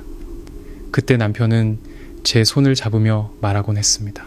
서연아, 나중에 내가 꼭 성공해서 당신 고생 안 시킬게. 저는 그 말을 믿었습니다. 제 아버지가 반대하는 걸 무릅쓰고 결혼할 만큼요. 아버지는 서재에서 담배를 피우며 물으셨죠. 정말 괜찮겠니? 저 남자는 자존심만 센 남자야. 가난할수록 자격지심만 커지는 법이지. 나중에 네가 더 잘 나가게 되면 고마워하기는커녕 널 무시할 거다. 저는 그저 웃었습니다. 아버지는 항상 사람을 나쁘게만 보신다고요. 지금 생각해보니 인생을 먼저 산 어른들의 눈은 엑스레이보다 더 정확하다는 걸 알겠습니다. 민준 씨가 비틀거리며 제 앞으로 다가왔습니다. 뭘 봐? 내 부모님한테서 떨어지라고. 내일부터는 내 동생 미나가 부모님 모실 거야. 남은 필요 없으니까. 남? 실소가 터져 나왔습니다. 25년간 며느리로 살며 식사를 챙기고 기저귀를 갈고 약을 챙겨드리고 시아버지 위급하실 땐 밤새워 응급실을 지켰는데 결국 저는 남이었습니다. 더 우스운 건 남편의 여동생 시누이 미나였습니다. 1년에 집에 3번도 찾아오지 않고 명절에 잠깐 들러서는 돈부터 달라고 손을 내밀던 애였죠. 시어머니가 입원했을 땐 피만 보면 어지럽다며 병문안도 피하던 애가 갑자기 부모님을 모시겠다니 무슨 꿍꿍인지 바로 알 수 있었지만 더는 말하고 싶지 않았습니다. 사람은 한번 믿고 싶은 것만 믿기로 작정하면 눈앞에 진실을 가져다 놓아도 보지 못하는 법이니까요. 저는 이혼 서류를 반으로 접어 정리했습니다. 남편이 순간 흠칫하더군요. 제가 이렇게 빨리 동의할 줄은 몰랐던 모양입니다. 저는 남편의 눈을 똑바로 쳐다봤습니다. 당신이 원한다면 오늘부터 시부모님 일에 일절 관여하지 않을게요. 남편이 큰 소리로 웃었습니다. 진작 그렇게 나올 것이지 여자는 그냥 집에서 밥이나 해. 자기가 뭐 대단한 사람인 줄 착각하지 말고 그러고는 등을 돌려 TV 볼륨을 최대로 높였습니다. 시끄러운 예능 프로그램의 웃음소리가 텅 빈 집안을 날카롭게 울렸습니다. 저는 잠시 서 있다가 조용히 방으로 올라갔습니다. 등 뒤로 방문이 닫히자 저는 조심스럽게 서랍을 열었습니다. 안에는 검은색 만년필이 있었습니다. 남편의 서명이 적힌 이혼 서류를 책상 위에 올려놓고 제 이름을 적었습니다. 한 획, 한 획, 아주 천천히 떨림 없이. 잉크가 종이에 스며드는 순간 이상하게도 마음이 가벼워졌습니다. 오랫동안 목에 걸려있던 무거운 쇠사슬이 풀리는 듯한 해방감이었습니다. 서명을 마친 저는 서류 봉투에 넣고 휴대폰을 들었습니다. 개인 변호사에게 전화를 걸었죠. 신호음이 몇 번 울리지 않아 상대방이 받았습니다. 네, 김서연입니다. 내일부터 제 남편 가족에게 지원되던 모든 자금을 중단해 주세요. 수화기 너머로 잠시 침묵이 흘렀습니다. 변호사가 조심스럽게 물었습니다. 확실하신 겁니까, 대표님? 네, 확실해요. 아버님이 계신 요양원, VIP 비용, 남편 회사에 투자된 자금과 보증, 전부 다요. 저는 창가로 걸어갔습니다. 밖에는 여전히 비가 쏟아지고 있었죠. 그리고 제가 남편 명의로 대신 잡아줬던 모든 투자금도 회수 절차 밟아주세요. 네, 알겠습니다. 아, 그리고요. 저는 잠시 눈을 감았습니다. 신우 이 박미나 씨의 신용카드, 부가카드도 정지시켜주세요. 변호사가 나지막이 한숨을 쉬었습니다. 드디어 결심하셨군요. 저는 희미하게 웃었습니다. 사람은 그림자 취급을 너무 오래 당하면 정말로 사라져버리는 법이거든요. 전화를 끊고 옷장을 열어 작은 캐리어를 꺼냈습니다. 25년의 결혼 생활 동안 제 짐은 작은 캐리어 하나에 다 들어갈 정도였습니다. 참 씁쓸했죠. 침대 끝에 걸터앉아 방안을 둘러봤습니다. 제가 산 스탠드 조명, 제가 고른 커튼, 남편이 제일 좋아한다던 회색 이불까지 이 집의 모든 것엔 제 손길이 닿아 있었지만 단 하나도 제 것은 없었습니다. 밖에서는 남편의 고함 소리가 들려왔습니다. 김서연, 커피 아직이야? 저는 침묵했습니다. 잠시 후 더 큰 소리가 들렸죠. 서연아. 저는 캐리어에 지퍼를 올렸습니다. 그때 전화벨이 울렸습니다. 병원이었습니다. 의사는 시아버지께서 방금 호흡곤란 증세를 보이셨다고 했습니다. 예전 같았으면 당장 달려갔을 겁니다. 하지만 이번엔 저는 그저 나지막이 말했습니다. 오늘부터는 아드님께 연락해 주십시오. 수화기 너머에서 당황한 목소리가 들렸습니다.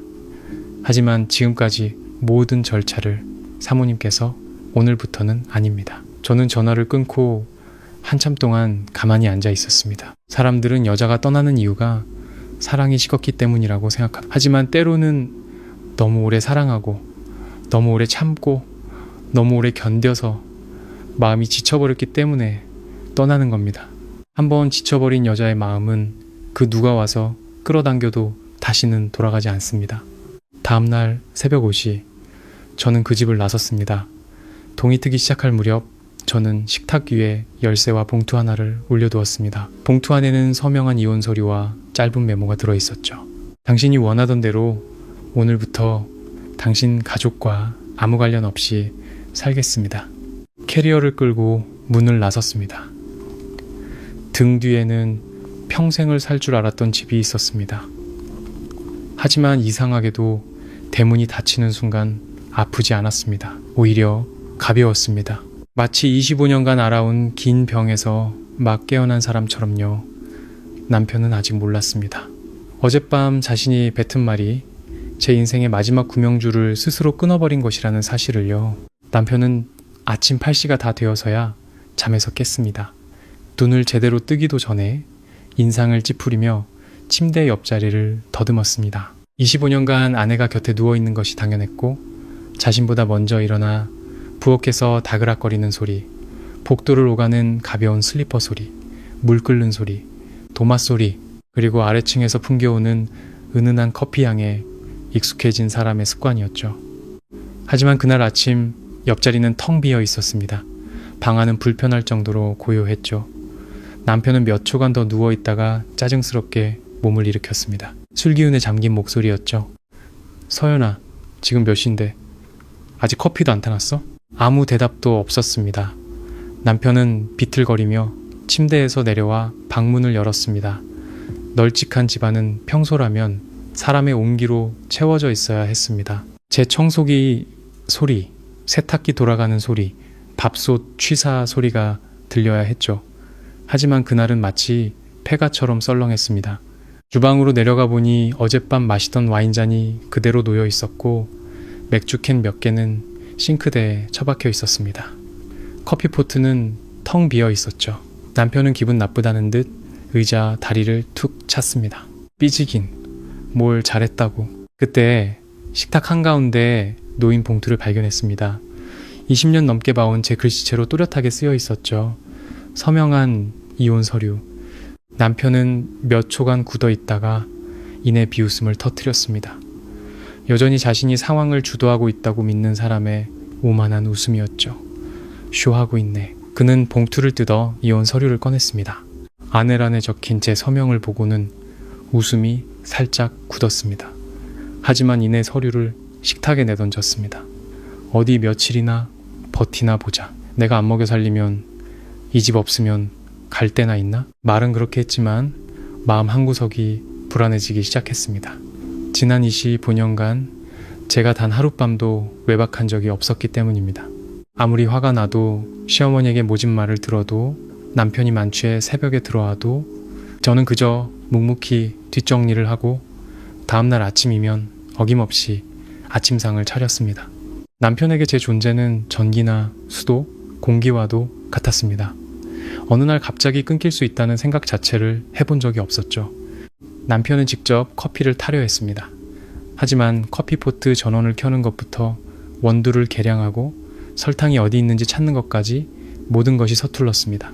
한참을 뒤적인 끝에 겨우 새까맣고 쓰디쓴 커피 한 잔을 타냈습니다. 한 모금 마시자마자 얼굴을 찌푸리며 잔을 탁 소리나게 내려놓았죠. 그때 전화가 울렸습니다. 화면에는 평안요양원이라는 이름이 떠 있었죠. 남편은 미간을 찌푸리며 전화를 받았습니다. 여보세요? 박민준입니다. 무슨 일 있으면 제 아내한테 전화하세요. 그 사람이 담당이니까. 수학이 넘어 직원의 목소리는 정중했지만 차가웠습니다. 박민준 선생님, 김소연 여사님께 연락드렸으나 오늘부터 모든 업무를 선생님께 인계하셨다고 하여 직접 연락드렸습니다. 부친 박영감님의 특별 케어 서비스 계약이 오늘 아침부로 해지되었습니다. 이번 달 결제도 중단된 상태입니다. 남편은 멍해졌습니다. 해지요? 그 비용은 아버지 연금에서 자동으로 나가는 거 아니었습니까? 상대방은 잠시 침묵하더니 평정심을 유지하려는 듯 말했습니다. 선생님, 아버님 연금으로는 일반 병실 비용의 일부만 충당 가능합니다. 개인실, 전담 간병인, 병원 픽업 서비스, 비급여 항목의 약품, 그리고 지난 몇 년간 제공된 재활치료 프로그램은 모두 김서연 여사님의 개인 회사에서 후원해 왔습니다. 남편은 할 말을 잃었습니다. 개인 회사요? 무슨? 네, 명한 캐피탈입니다. 법인 대표는 김서연 여사님이시고요. 남편은 주방 한가운데서 못 박힌 듯 서 있었습니다. 명한 캐피탈은 낯선 이름이 아니었습니다. 자신의 회사가 자금난으로 어려울 때 몇 번 도움을 줬던 큰 투자사였죠. 하지만 남편의 머릿속에서 그 회사는 그저 유능한 어느 사업가의 것이었지, 매일 집에서 수수한 옷차림으로 장을 보고 밥을 하고 자기 부모님을 돌보던 아내와는 전혀 상관없는 곳이었습니다. 남편은 억지로 목소리를 쥐어짰습니다. 뭔가 착각하신 겁니다. 제 아내는 그냥 집에서 살림하는 사람입니다. 직원은 기계적인 목소리로 답했습니다. 선생님, 모든 결제 기록이 서류로 남아 있습니다. 오늘 중으로 새로운 보증금 납부가 이루어지지 않으면 아버님을 다인실로 옮기거나 가족분들께 퇴원 조치를 요청드릴 수밖에 없습니다. 안 됩니다. 아버지는 지금 편찮으시다고요. 당신들 그렇게 무책임하게 죄송합니다만 김서연 여사님께서 보증하신 특별계약은 이미 종료되었습니다. 전화가 끊기고 남편은 한참을 멍하니 서 있었습니다. 그는 곧바로 동생 미나에게 전화를 걸었습니다. 그래, 어젯밤 미나가 이제 자기가 부모님을 모시겠다고 했었지. 친딸인데 설마 모른 척 하겠어? 신호가 한참 간 뒤에야 전화가 연결되었습니다.